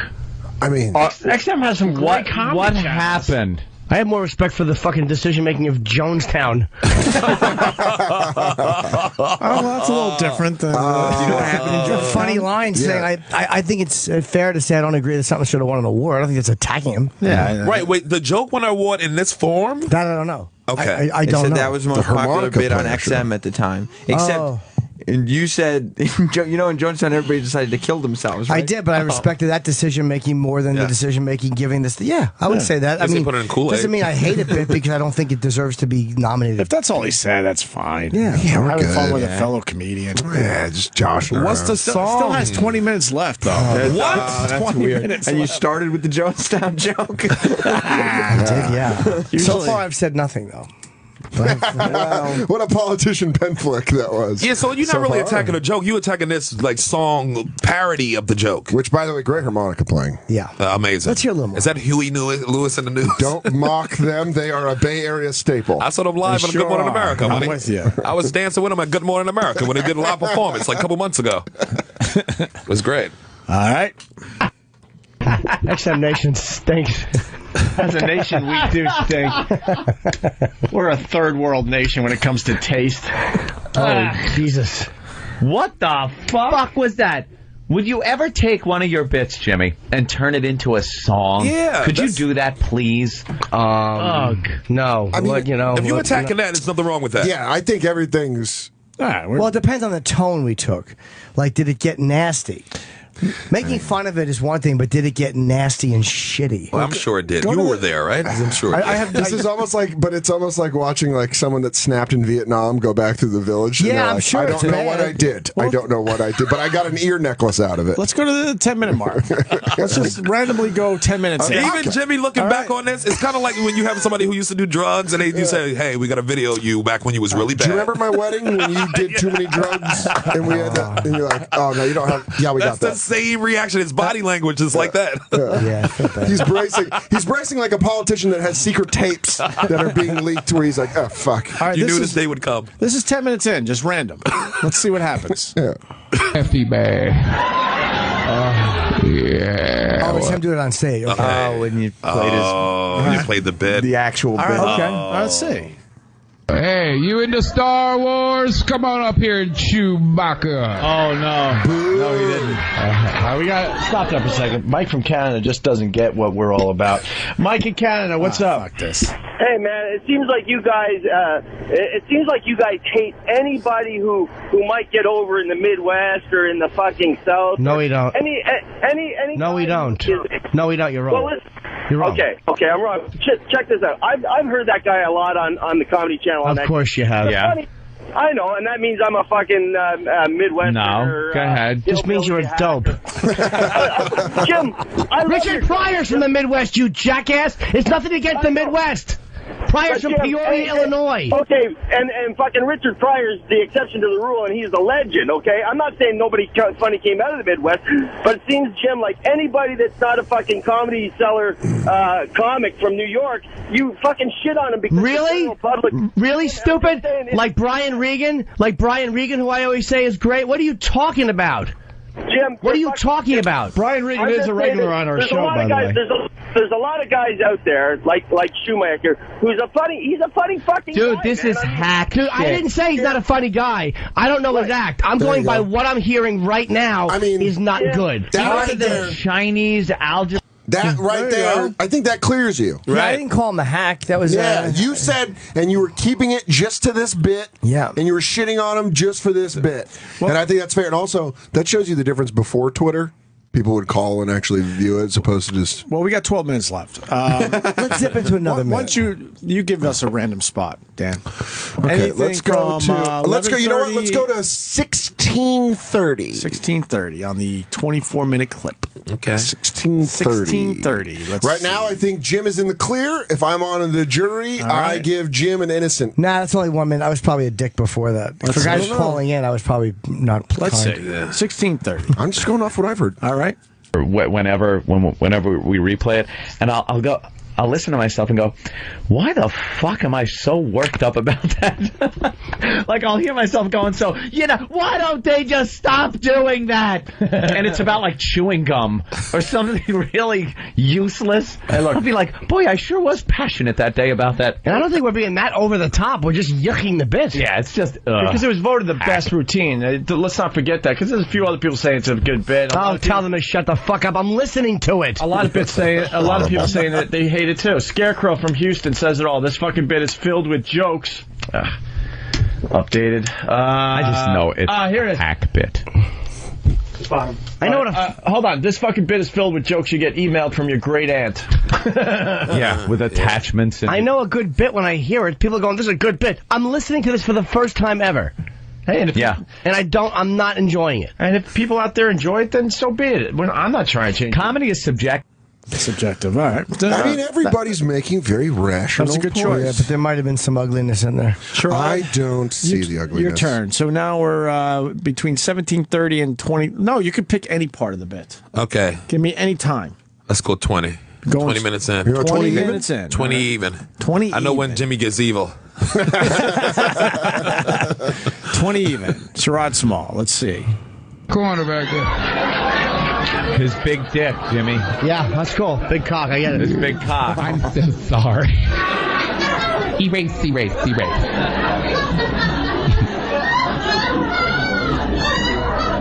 Oh, these women just love Keep that big mouth open, baby. Yeah, I'll give you the gag order. It's old people stuff. That was a horrible visual. People on cruise ships deserve Seriously, jokes. don't encourage him. Erase. See, whenever a comedian to me just continually chides himself for his own naughtiness. Yeah. Or when a comedian continually slaps his own hand and goes, "I can't believe I just went there." Oh, guys, I don't know what are you doing? I hate that so much. What are you doing? The fuck is that? It's awful, is what it is. I would be interested to hear the rest of his act, because this is the bit that he got That's known his from. benchmark bit. So maybe the rest of the act is different. I don't know. I can't judge his whole act. I've never heard it. Well, whatever happened to the guy that used to use the... that sounds pretty fair. I mean, that sounds fair. I'm not saying he's a bad comedian. I just didn't like that one bit, and it was only brought to our attention because it won an award. Yeah, you're just talking about the one bit. It wasn't like I sought Craig Shoemaker out and said, "Hey, this guy." You're admitting you don't know the rest of his act. Seems like it's his marquee. But it Go to sounds 7:15. I think what you really hate is awards. Comedy awards usually don't make sense. Well, I never win them. And it if sounds- I won one, I'd probably go, "Well, they have the right to their opinion." It sounds like you were close to getting beat up, though. I got to hear these clips from that guy's show. I don't blame the guy for being mad. We'll I mean, have him that would tomorrow, piss me off, hopefully. too. Yeah, but to quit comedy over that? That I don't believe. That I don't What believe. if it's the bit that he centered his career around? Well, then he needs to quit comedy. He should have just beat Jim's ass Or and just got have over more it. faith in the bit. I Beat get Jim's beat- ass Well, and get over it. I get being mad at me and going, "Fuck Jim," but why would you lose faith in your bit? Like, just because I'm saying something He probably about was it- already questioning it. He's been Maybe. in the business for a long time. He's on the road. And you know that he's doing that bit that he probably fucking hated it. He hates it more than Jim hated it. But it murdered it, and he had shirts he had to sell after the set. Let's see, 7 minutes in, 7:30. 7:15. Yeah, whatever. I want to see what I said because it was something before the 10-minute mark. All right. Even a big cock hitting your face would that knock your tooth out? Knock anyone's tooth out. A cock is generally, even when it's hard, technically, it's still soft. I've watched a lot of porn. I've seen a lot of cock slapping. I've never seen a tooth come out, unless maybe she had gums cancer. If you hit somebody like, you should say, if you got cancer of the gums, I'll knock your tooth out. Knock your tooth out, baby. But you can do that with anything. All right, well, you want to hear more? Let's hear more. Please, please. He has Really 4 inches. literally. He took it really literally with the dick of tooth. I think even though your breakdown, I still think you're justified. So far, I've heard nothing that was awful. Like where I would go, like, oof. I feel like a Ferguson Police Department, like a lawyer right now. I'm like, don't let any more of the tape play. I think Shoemaker might have heard this real time. That's why it really pissed him off. No, he probably heard it online.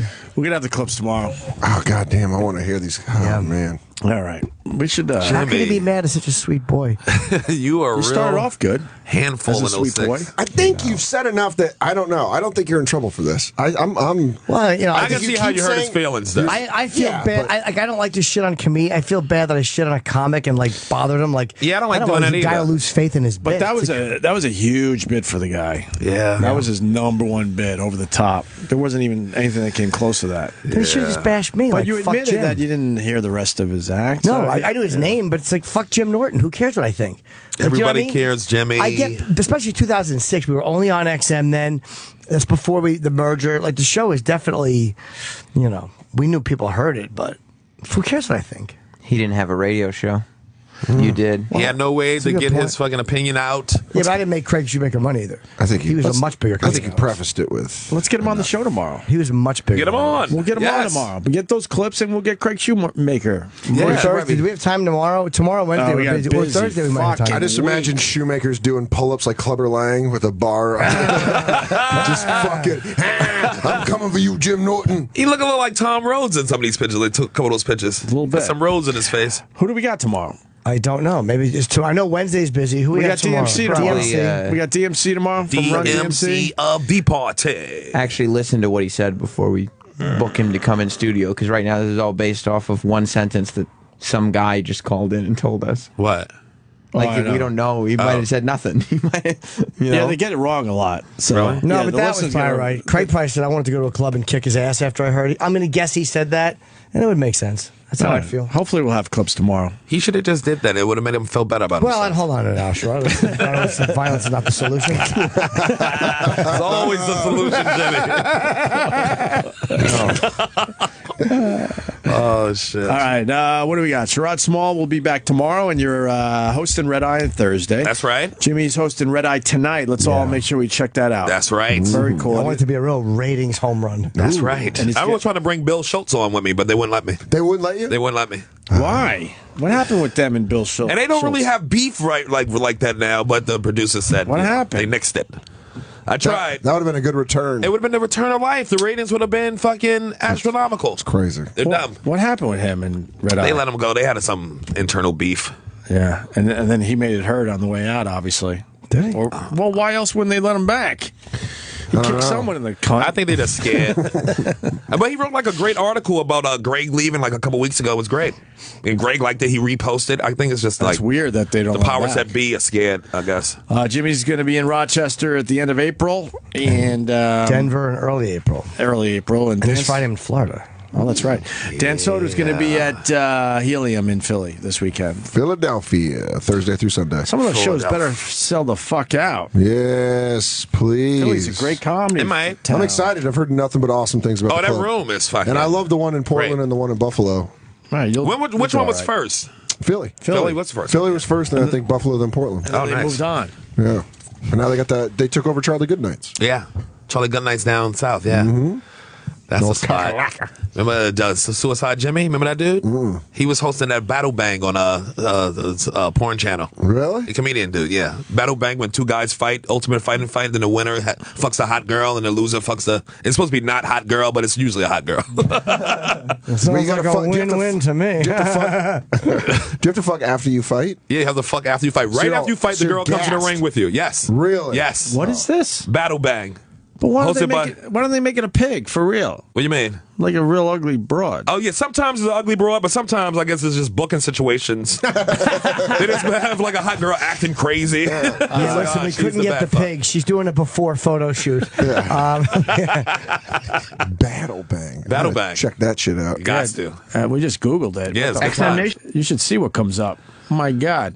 All right, I guess that's it then, right? There was something else in there. Whatever. Okay, we'll see you guys tomorrow. Oh, that's the end of the show? Yeah, why not? Holy shit, I didn't know the show was over already. That went by fast. You can stick around. I'm asleep in the building anyway. Maybe we'll do more. I don't know. Fuck. I'm gonna go see if Lisa Ann's still around here. The porn star. Yeah. Where was she? I don't know. She's on a sports channel. So let's Lisa walk around. Ann, And I know be her creepy. name. Yeah, she was the Palin one. She did Nail and Palin. Oh yeah. Is she picking her brackets? I think so. It's bracket day, right? You got to pick your brackets. Arizona's gonna win. Yesterday was bracket. Oh yeah, today. They When came the out games yesterday. start? Tomorrow? Yeah, Thursday. Thursday? Thursday. Did the University of Buffalo really make it in? I don't know. UCLA made it in, who sucked this year, but what can you do? Arizona's going I to didn't win. even know University of Buffalo was Division I. Yeah, they are. Yeah. Bobby Hurley's the coach over there, and they're that's right. They're in the tournament. That's right. I don't know. Arizona's That's going to right. win. That might be the first time ever for Buffalo. I don't know about that. University of Buffalo? How about Albany? Pete Hooley hit that game-winning shot. His mother just passed away. A kid from Australia. Great player. Jesus. Pete Hooley. He just hit last minute, last second. He just came back from 6 games off because his mother passed away. He went home to Australia, came back and won the game. Wow. I gave him a Twitter shout. Fantastic. Anyone beat Kentucky this year? No. I mean, they're undefeated now, but you think anyone could beat them in the Yeah, tournament? Arizona. Maybe. You think? Yeah. We'll Arizona's see. going to win. There'll be an upset. Arizona's going to win. Well, you know. You think Arizona's going to win it all? Yep. Well, He's I smoking. don't know. Who knows? We'll see. Smoking. All right, guys. See you tomorrow. Today's show will be available later today on SiriusXM On Demand. SiriusXM On Demand. Stick around. The after show is up next.